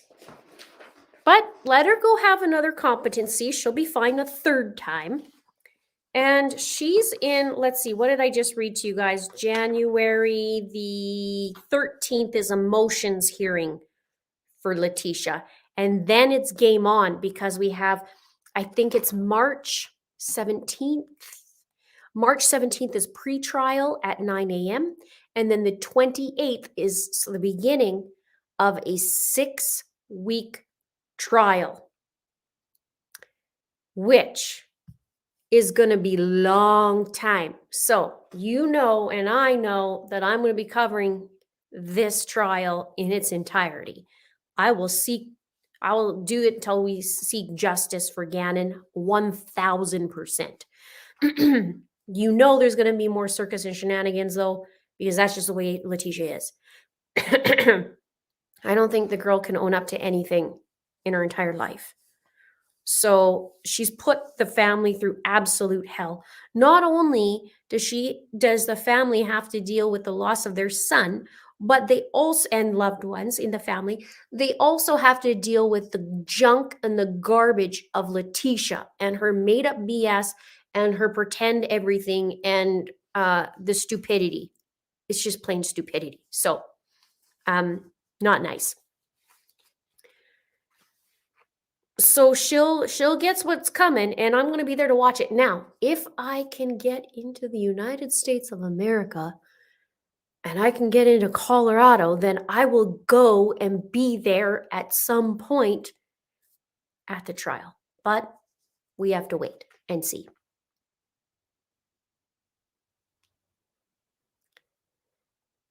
So just a little bit more of eye rollers for Letecia, but you know what? It's going to be okay. I fully believe. I do not question that. I know in my heart for sure that she's going to get hers. I know it. That's how I feel.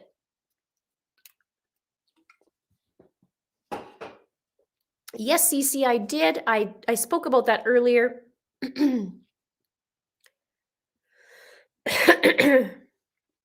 Man, all this talking, I'm losing my voice. Oh, apparently my sister-in-law is phoning me right now. Talk to you in a bit. All right, well, let's see what I went through, you guys. Megan Boswell, she's going in September, so there's not real much anything going on that for little Evelyn. September will be her trial, and little Evelyn, we still haven't heard anything about her autopsy or anything like that, so we don't even know at this point how she died. Let's see. Man, we're going through it tonight. Look at us go. I can't believe how much I have covered. Wow. Okay. Wow. 1, 2, 3, 4, 5, 6, 7, 8, 9. Look at this.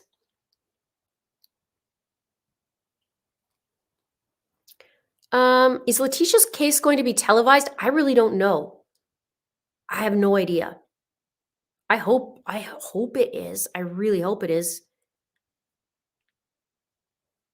Mama She 13. Will you look into missing persons Jennifer Wilkerson?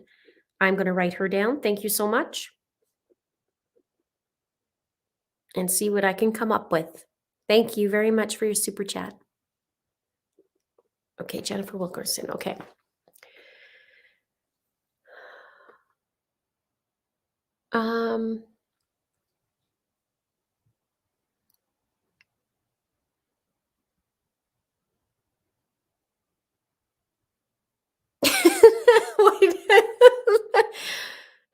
Why can't I get into US? I'm just because sometimes the borders are closed. That's all.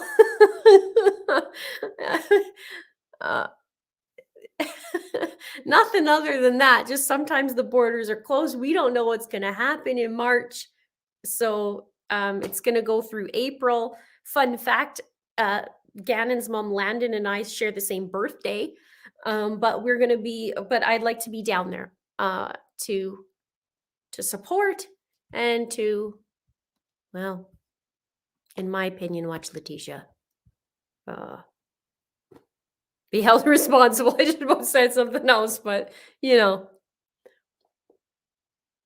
could you imagine though? Because we know Letecia was watching my videos. Could you imagine? I would sit in there and just take a little look at her. I wonder what she would do. But that's just me. All right, so where else are we at, you guys?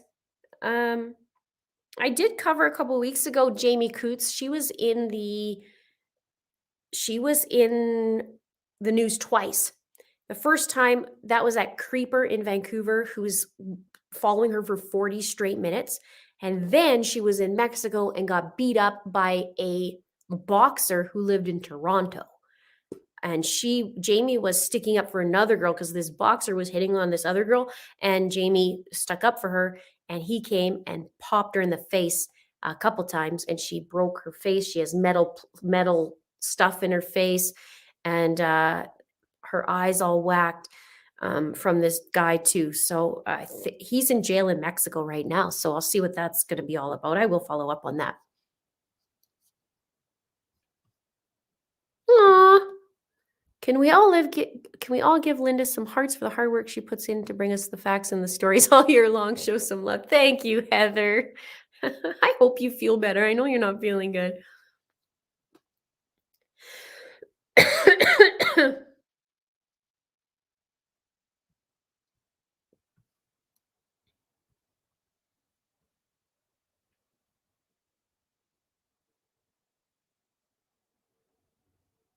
All right.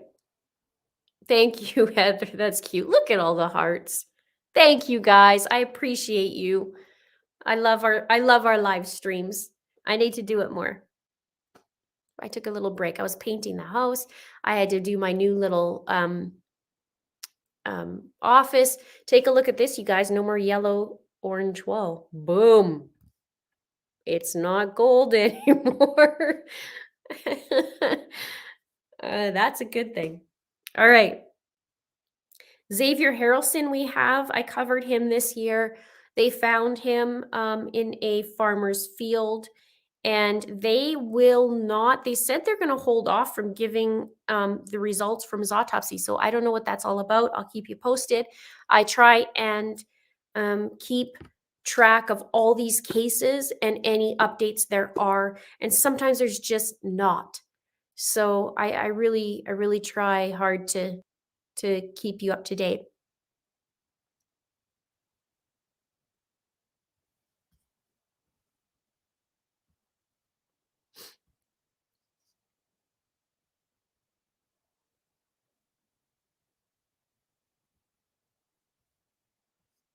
I appreciate you guys. Thank you so much. Can you hear the neighborhood? Did you guys hear? Yeah. Um, non-muffler man.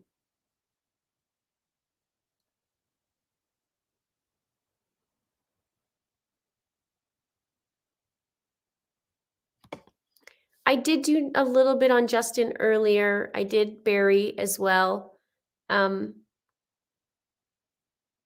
Little Cleo. I wanted to give you a little update on Cleo because you know the guy, Cleo Smith from Australia? The guy who abducted her, Terrence Kelly, I guess he's in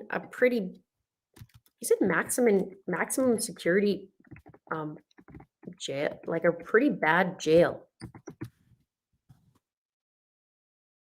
I want to see what we have here. See if I can find it again.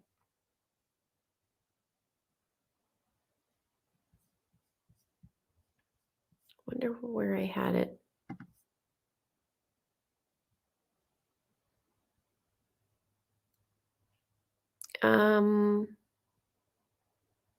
Anyways, he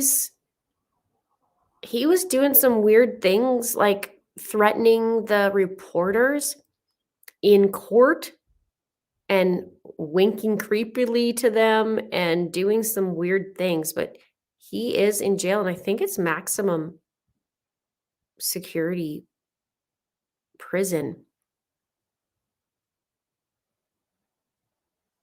Yeah, I can't find it right now, but yeah, he's going to be, they push that as well. And the creeper from the Delphi case, Keegan Klein, I did a video on him as well. He's going to be in court soon too.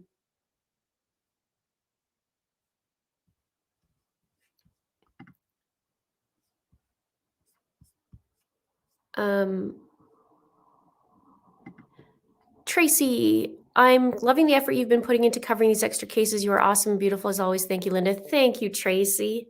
I appreciate your kind words. Thank you. And thank you for the super chat. I really do. I do try hard. I do my best. I really do. I'm trying.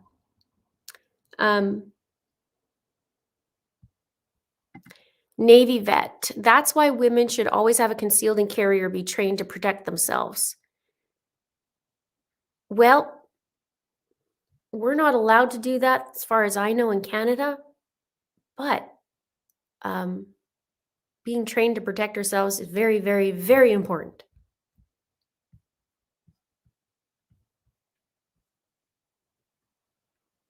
And thank you so much too for your super chat.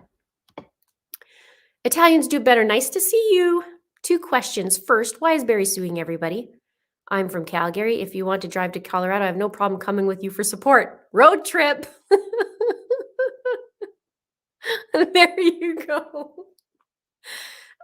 Why is Barry suing everybody? Because he feels he's been wrongfully arrested.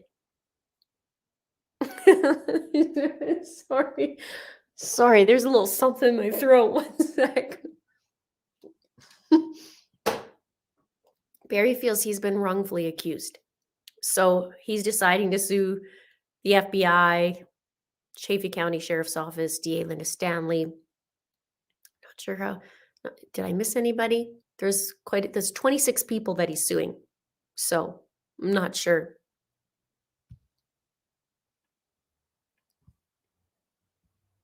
Yes, doll guy. That was, yeah, the doll guy. Yep.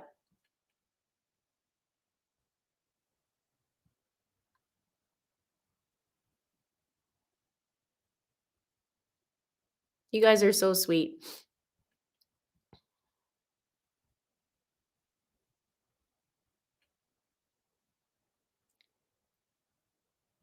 Um, any chance you will cover missing Arizona geologist Daniel Robinson? I will write him down. Daniel Robinson. Hopefully now with my bright and shiny new assistant, I can do a little more cases, which would be very, very, very, very, very good. And we'll see. Thank you, Lauren, for your suggestion and your super chat. And I wrote him down. Woo, Lisa, you made it. Good to see you too.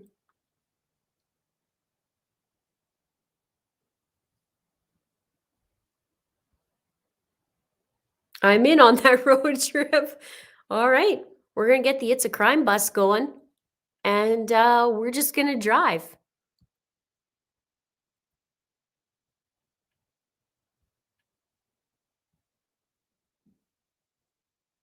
Yeah. Any updates on Ray Rivera? Well, Mama took a crack at the note, the Ray Rivera note, and I feel like I'm at 99%. So, my goal in the new year, sometime January, February, is to put out a video about Ray Rivera and his note. Finally. I was stuck on one spot and had a little conversation with my 19-year-old son. And he has a brilliant mind, way more brilliant than me, that's for sure. Like I just like the things he can see. And I said to him, I need to just verbalize it and talk about this and see what it is. And he just went, oh yeah, why don't you check out this? I was like, okay, holy man. And then we got over the hump. So I'm excited about it. There's another thing I'm kind of looking into in the Ray Rivera case too. So that'll be interesting. So stay tuned because I'm not giving up.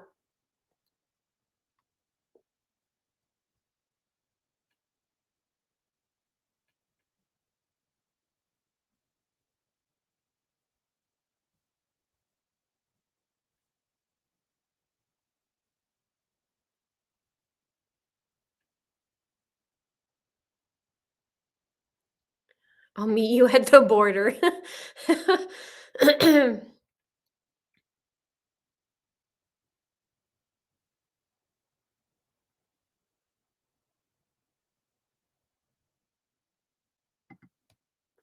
His dad needs help finding his son. He has hit roadblocks with local police. Okay, I'm gonna take a little peek.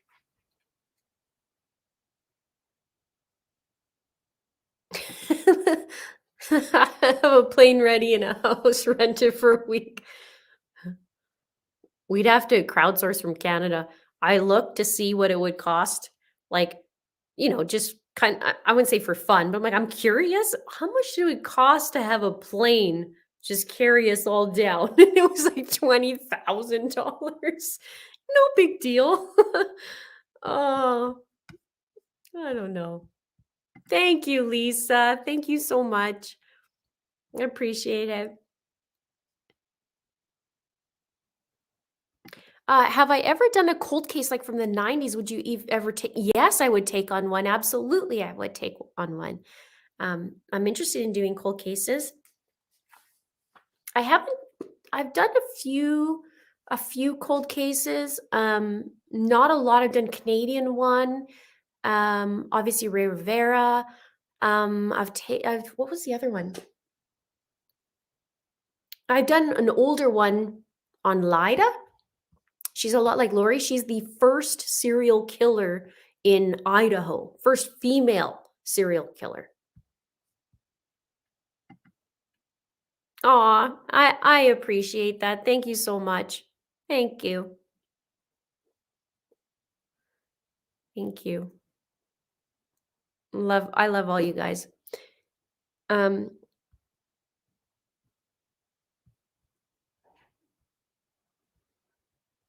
all right.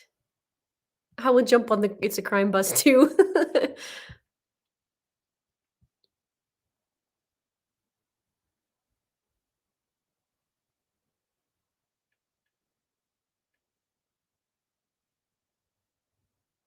Oh, definitely go check out Ray Rivera. I have a playlist on him. I guess I think I only did one video, maybe two on him.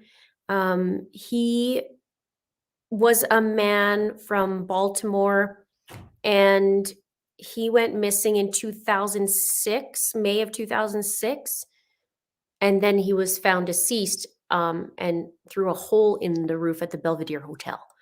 Very interesting case, very interesting case, and seems like a little bit of things are covered up in that.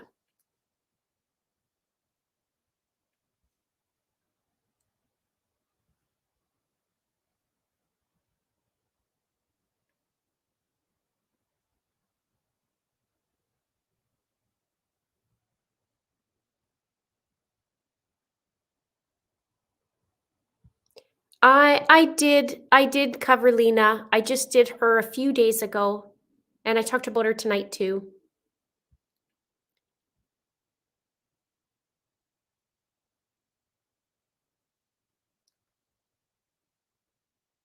Welcome to those who are hopping on the crime ring. Welcome. Um, Somebody can put the how to join if you want to become a member. Let's see if I could do this right here.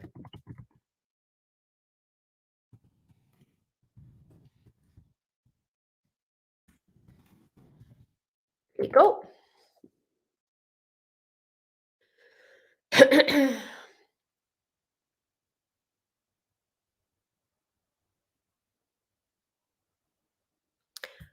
Gina says, when you make these connections, do you contact police with the info and do they typically receive it well? Really, really good question.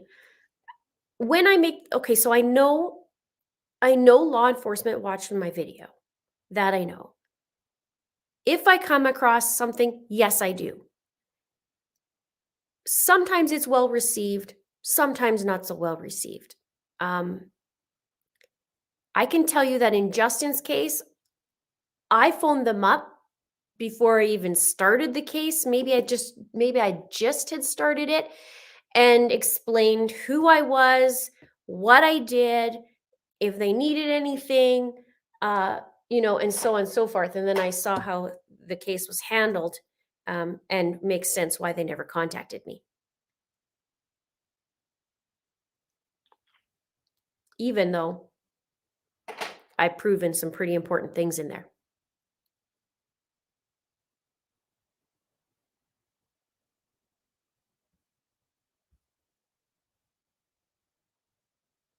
Nice to see you too.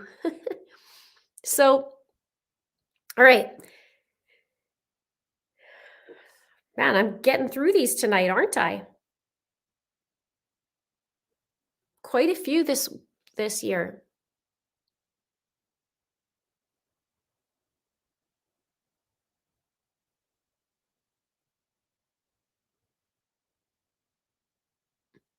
Okay, I'm writing some of your guys' stuff down here.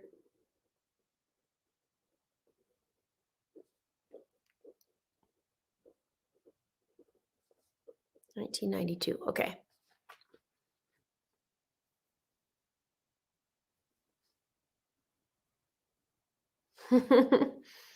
All right. We're doing well, you guys. 2 hours, and I got through a crap load of cases. I can't believe that. And my voice is only a little bit wonky. Sarah's going for bedtime and restorative treatment. Can I recap Lori's lawyer and what's going on? Lori's lawyer got disqualified. There was a conflict of interest. Also, the judge didn't like some of his um, ways he went about things, so he's off. He's off the case.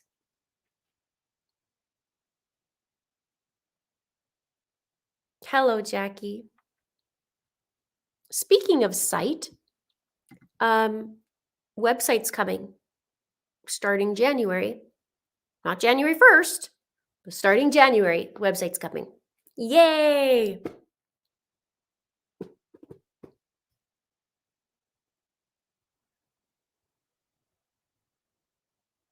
Amy says, I've been watching for 2 years. It's about time I joined. Well, welcome aboard to the crime ring. Jacqueline says, watching you while freezing at home, furnace went out and hubby out of state wearing like 20 blankets. Oh, Jacqueline, it's been minus 45 with the wind chill here in Canada, in Calgary. It sucks. It's been 2 weeks of freezing.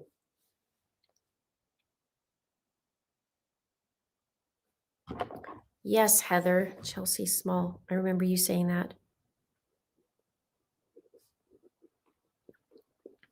Yeah, 2 years in November.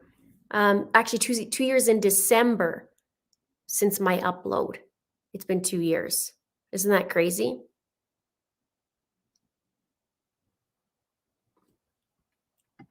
Yep. No more whining.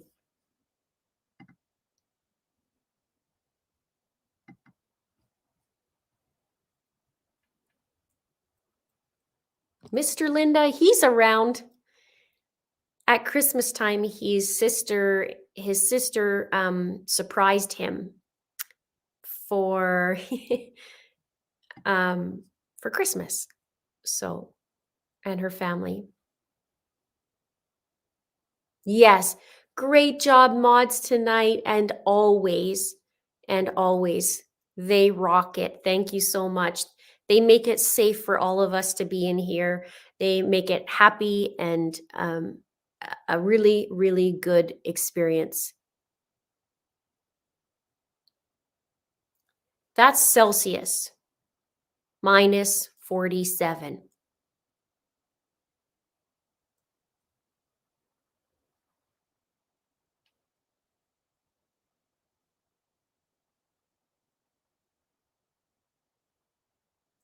Has anyone ever told you you look like a younger sister of Anne Reardon, another YouTuber? No. Everybody's nodding. Yeah, there you go. Yeah, minus 47, just so you guys know, is so cold. It's so very cold. It hurts.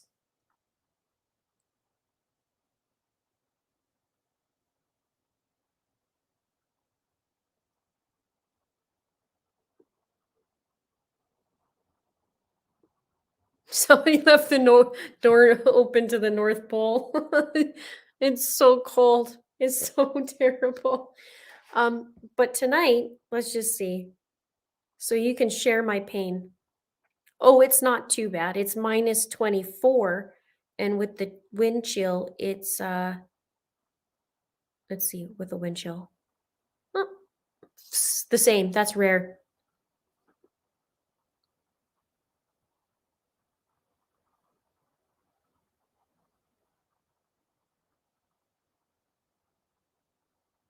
You 50, I'll take 52, then minus 40.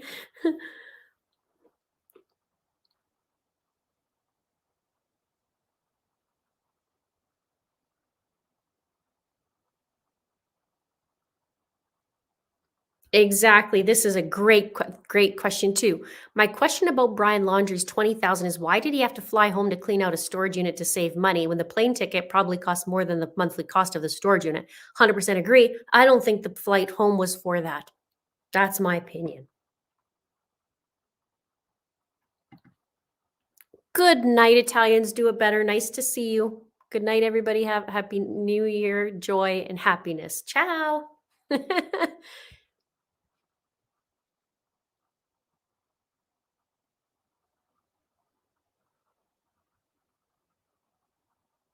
anything new on Maya Maleti? I haven't seen anything. There might be. I just I've been following kind of behind the scenes.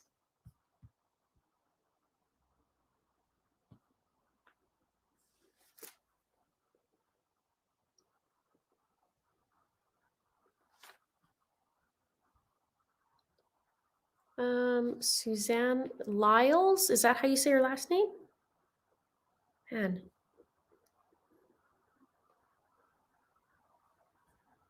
90s.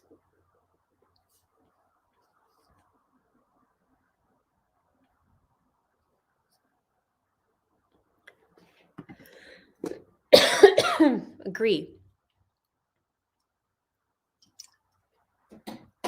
And the timing.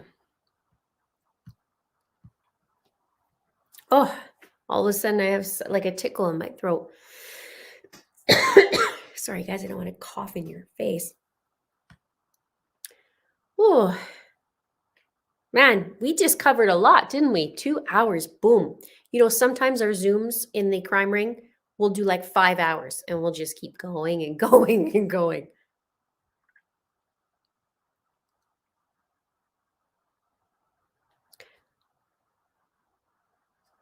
Nice to meet you, Sportinguista. Did you hear about the Craig McDonald case at all? That happened in October. He's from just outside of Toronto. And he was killed just outside of a Boston Pizza. He's a big family guy, really, really nice guy. And his killer's still on the loose. We laugh a ton on Zoom. That's very, very true. Never a dull moment. Sometimes we literally go for 5 hours and we could probably go more.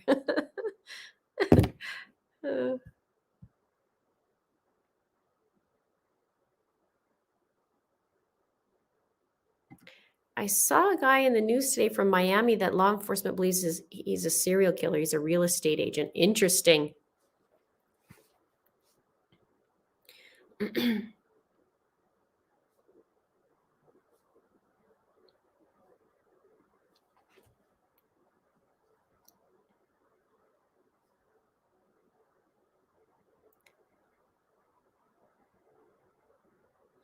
Okay, let me see here.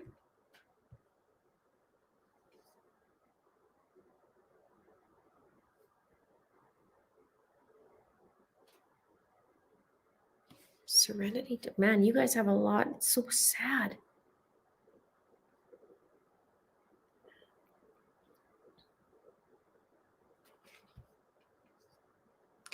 Marin says, oops, narcissists seem to hate using their own money. I think Brian and Gabby believe he had no money and let her pay for the trip, van, etc. She even had to pay at that restaurant where they argued. Man. Did anybody see the Peacock video? There was a special on. I couldn't get it from Canada. I even tried to get it. I could not. So I don't know if there was any extra little bits, but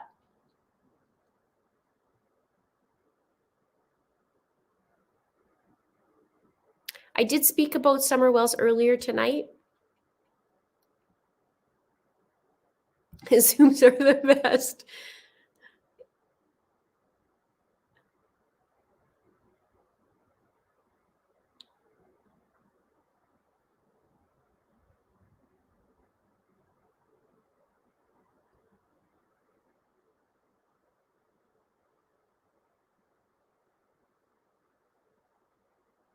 Interesting. Australian authorities are requesting that you don't use the name of 4-year-old kidnapped from the campsite in Australia. Really? Okay. Okay. I didn't see that.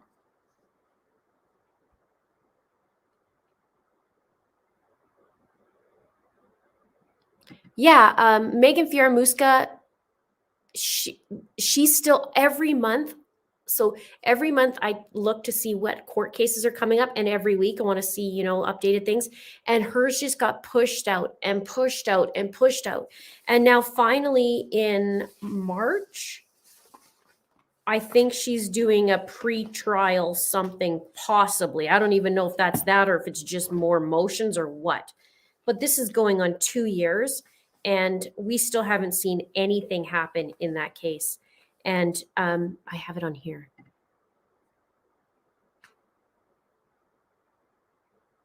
I'm sorry, January 27th at 9:30 a.m.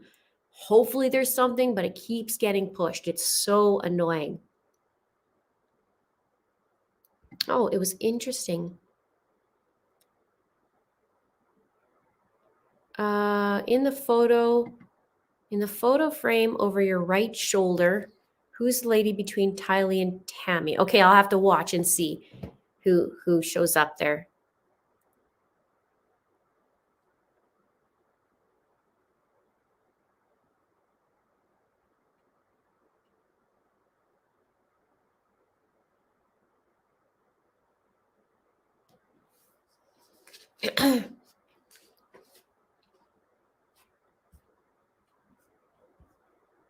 Oh, that's cute.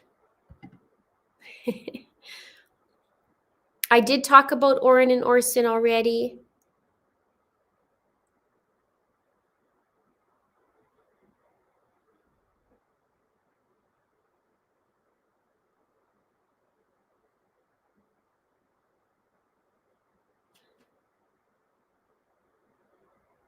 Nicole said the laundry's ghosted her even before Brian came home. I knew that.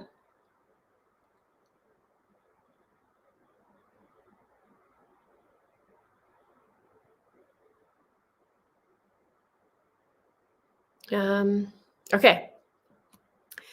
Whew. Vanessa Guillen. Oh, right there. There she is. Right there.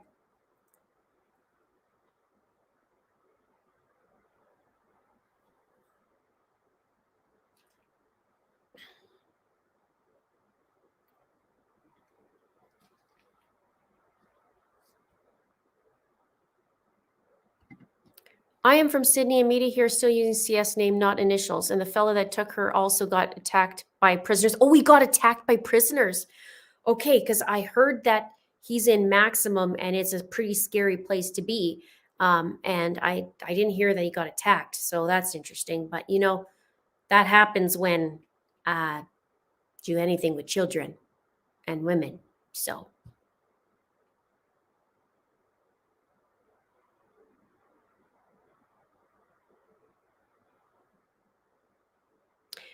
with Vanessa, Cecily Aguilar, she is trying to get her case dismissed. And her boyfriend is the one who killed Vanessa with a hammer.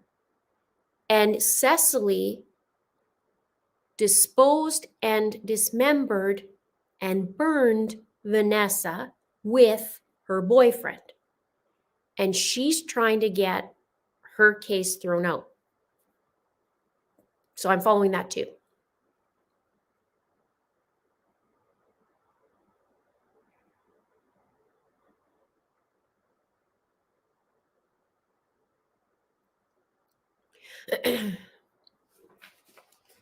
So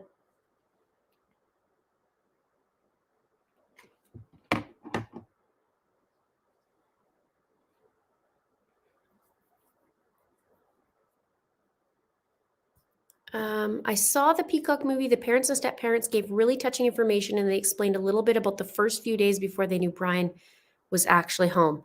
Interesting. Oh, yeah, I did cover this case. Do I feel Harley Dilly in Port Clinton, Ohio got justice? I know you covered this case. There's so that case is it's crazy because he was right under everybody's nose the whole time and he was in a chimney, but there's some strange things about that. How that went down. So I don't know. Do I feel like I think I feel like every case isn't there's no justice because everybody's they die. And so obviously not just in any manner, but maybe one day I'll look back at that and see and go back to it and dig more, because there was some strange things. I mean, he left the house and was walking to school, and then they said that, but he ended up being wasn't it across the street, just down the street. um I don't know. Wonder if something happened where kids were being mean or something, but it just seems strange to me why he would do that, to go in there.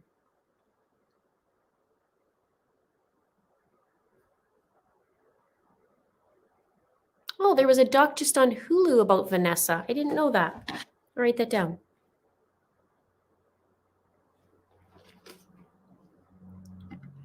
I've been wondering, could the 20K really be his parents' money? I know they want it. I don't know. Maybe it was given to him before. I would like to know the date of this $20,000. Was this like something that was accumulated over time? Was this like, here's $20,000 for your trip, and then, didn't use it? Or what was it?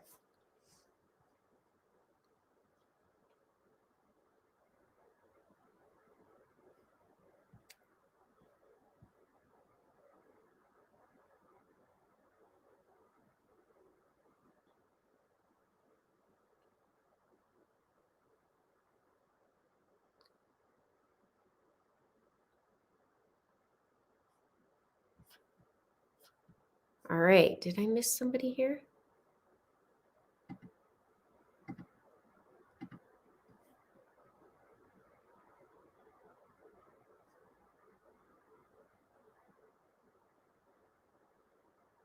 Oh,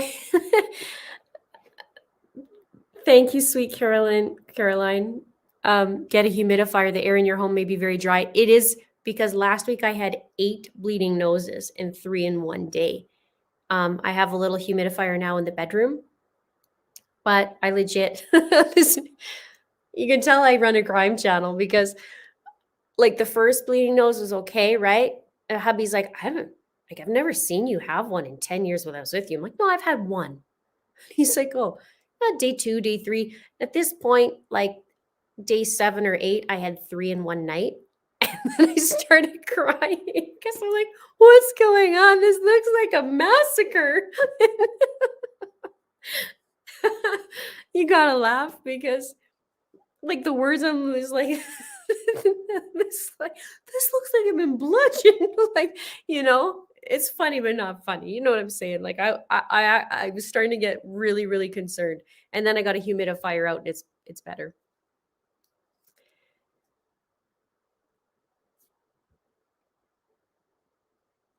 What is my opinion on why Brian flew home? I think he was fleeing. Brian has a little pattern of fleeing. Um, and I don't know if it's just that he got in a fight with Gabby, or if there's more to it. There's something more I'm going to explore in an upcoming video. But I think I know his pattern is fleeing. This guy likes to flee. So I think there's something big that happened, and he did what he does, which is pattern of fleeing, and he did. And he got on a plane and hopped out and then came back. So something must have been big enough for him wanting to flee. I don't think it was to go move this and move that. I don't think so, in my opinion.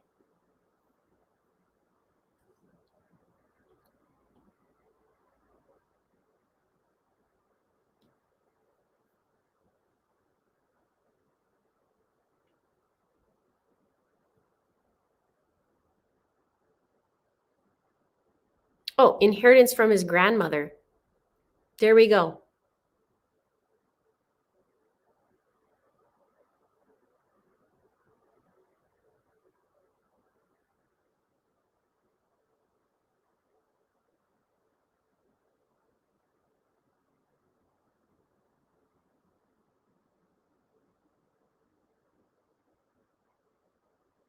Um,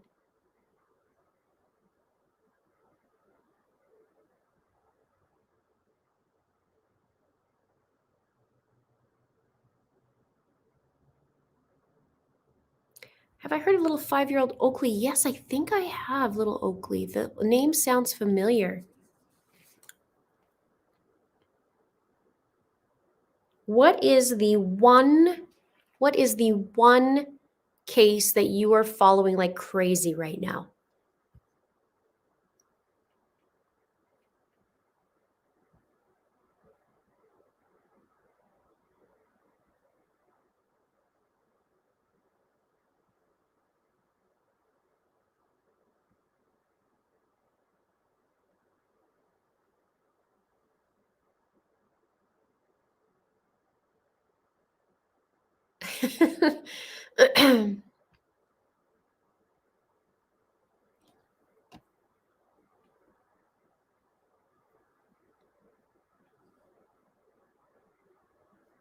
Okay, you guys are still on Summer and Daybell.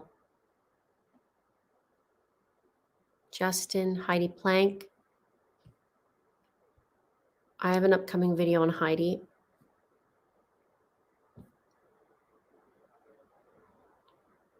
Summer. Wow. Delphi.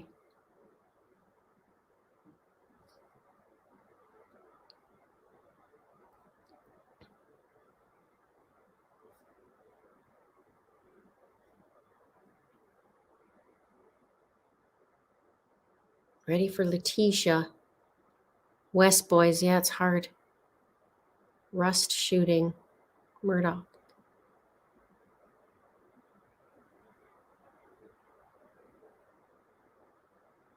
Wow.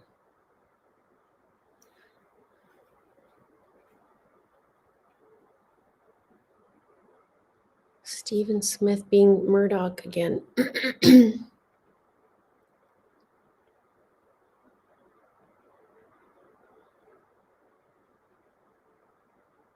Wow, you guys. Lots, hey?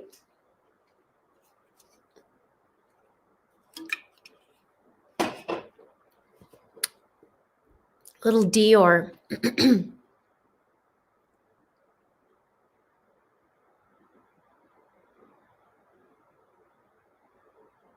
Man, you guys have a ton. I need more time to get it all done. A lot, man. Did a ghost just zap your top frame? What? We had a little weird event on one of my videos during a member live stream. And I wonder if I still have that here, if you guys want to see it. I don't know if I have it on here. It was very interesting.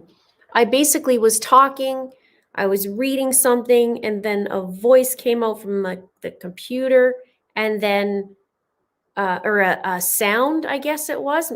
Maybe some of you guys would know what this, because we're trying to figure out what the song was. And then all of a sudden, it sounded like a stack of books fell on the side of my chair, but there was no books.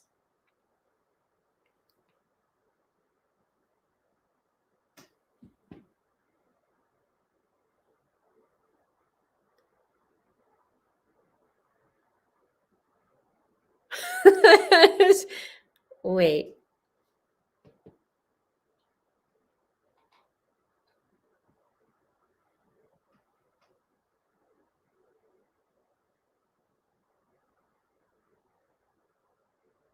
No, it kind of was this Windows set startup sound, but I have a Mac.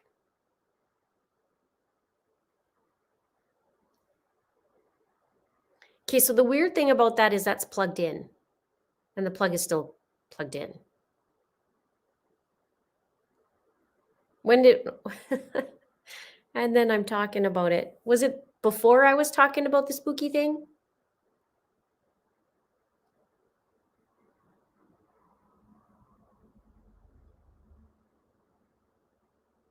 No, my frame's plugged in. It's not on a timer.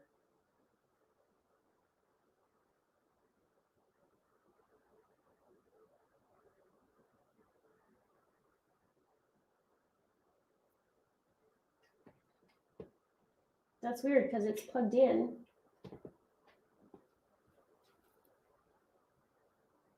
Well,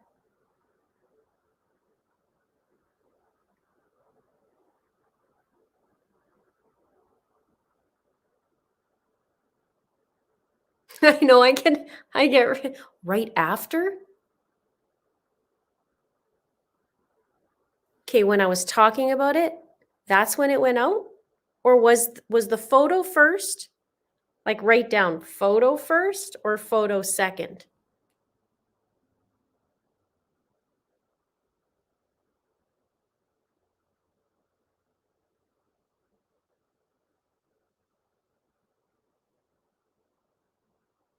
Oh, okay, it's just right before. Okay, okay, okay, okay, okay, we're good.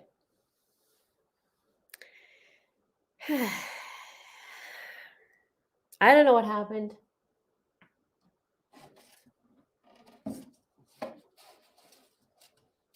What's weird is it was plugged in. Like, I haven't done anything different. And it's new. These picture frames are not cheap. So hopefully, like we're talking $100 and some a frame. So hopefully it's okay. Anyways, I'm not playing that thing because I don't want to be spooked. I want to sleep tonight. That's weird.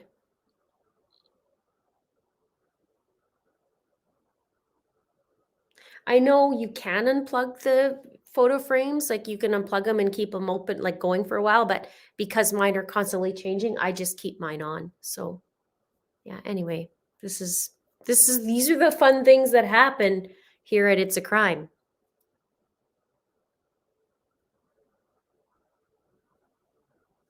I know, you know what? Lina does need more attention. And you know the sad thing is when I look at my videos, it's one of the lower videos watched, and I don't understand why. Like it, like I don't understand why. Yeah, like very, very, very little views on comparatively with the Amber Alert with Lina to my other videos.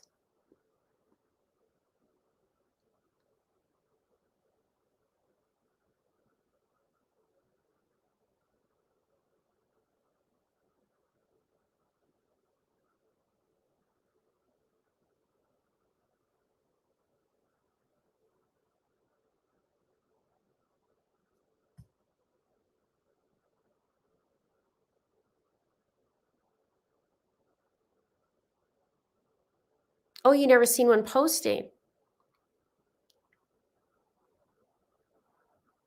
Yeah, sometimes there's only so much we can take. I know. I know. I know it's tough.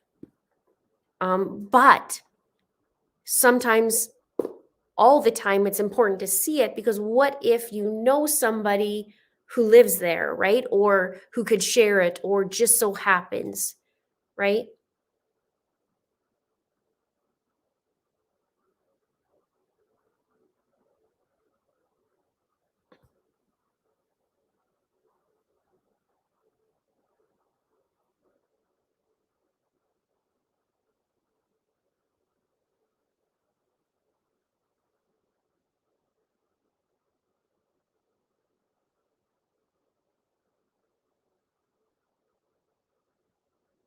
I know I always have spooky things. But that is a true statement.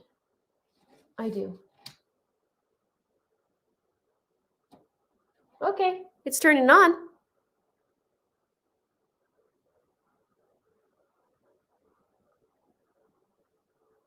That's a good sign.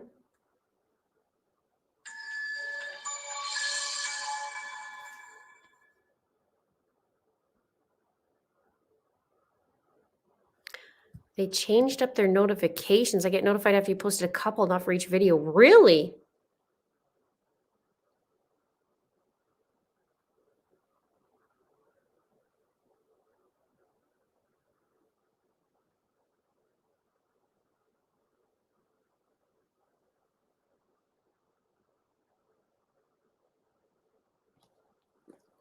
All right. Well, it is what it is. I mentioned Nick Cordova earlier, and there's nothing updated on that.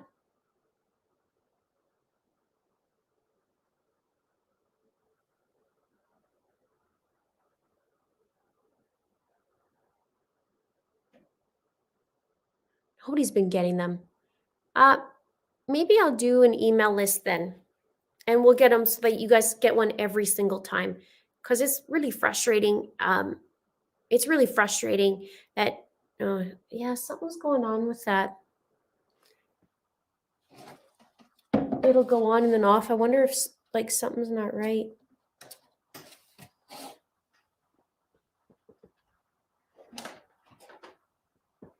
Yeah, it's plugged in too. That's what's weird. Oh well.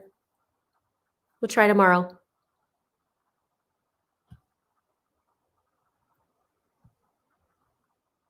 I know. I know. I know. I'm not as creeped out as some of the other stuff, like the one with the voice coming through and then it sounded like a stack of books were falling. That was weird. It's not hot. There's no overheating. Like it's cool like a desk to touch. There you go. Melissa says sometimes if you hit unsub and then sub again, then you hit your notifications again. It makes them pop up better.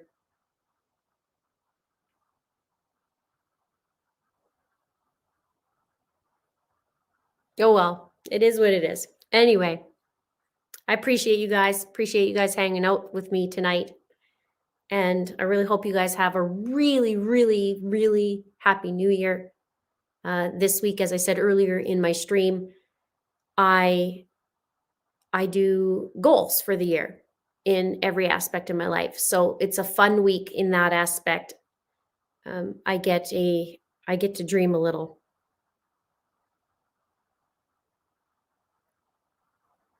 Am I frozen?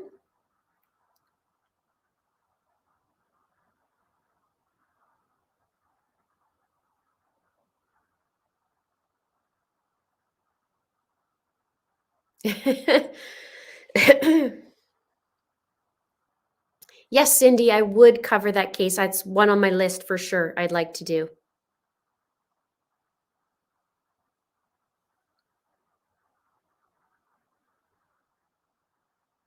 There you go.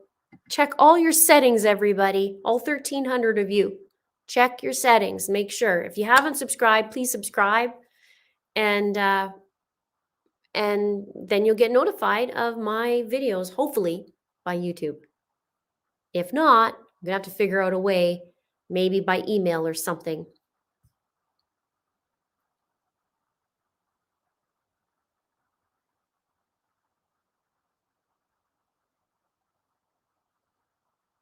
I'm so very, very thankful for you. 2 years, you guys. I can't believe it's been 2 years. And it's going to be another great year for the community. Not great for the victims, but we are going to push as much as possible out there so everybody can have eyeballs. And then maybe the killers will think twice before doing this to other people or stealing little children. I want to thank you to the mods who rock it. Our community is awesome sauce. It really is. And you guys are great at making it a safe place in here, which is really important. Cindy says, I get so happy when I see you've posted. Well, I'm so glad because there's going to be more. Really going to be diving into some different things in the new year, in 2022. I've written some things that I'd like to do, and hopefully we'll just keep testing it. Some things might not work, and some things will work, and we'll just bear with me while I test some things, and we do that all. So we will see. I know it's 2 years. I can't believe it. You guys are so awesome. All right. I'm going to call it a night, you guys. I'm going to fix my frame or just maybe let it sleep tonight and it'll be okay tomorrow. And we'll see you soon. Thank you so much. Love you all. Happy New Year. See you in the next video.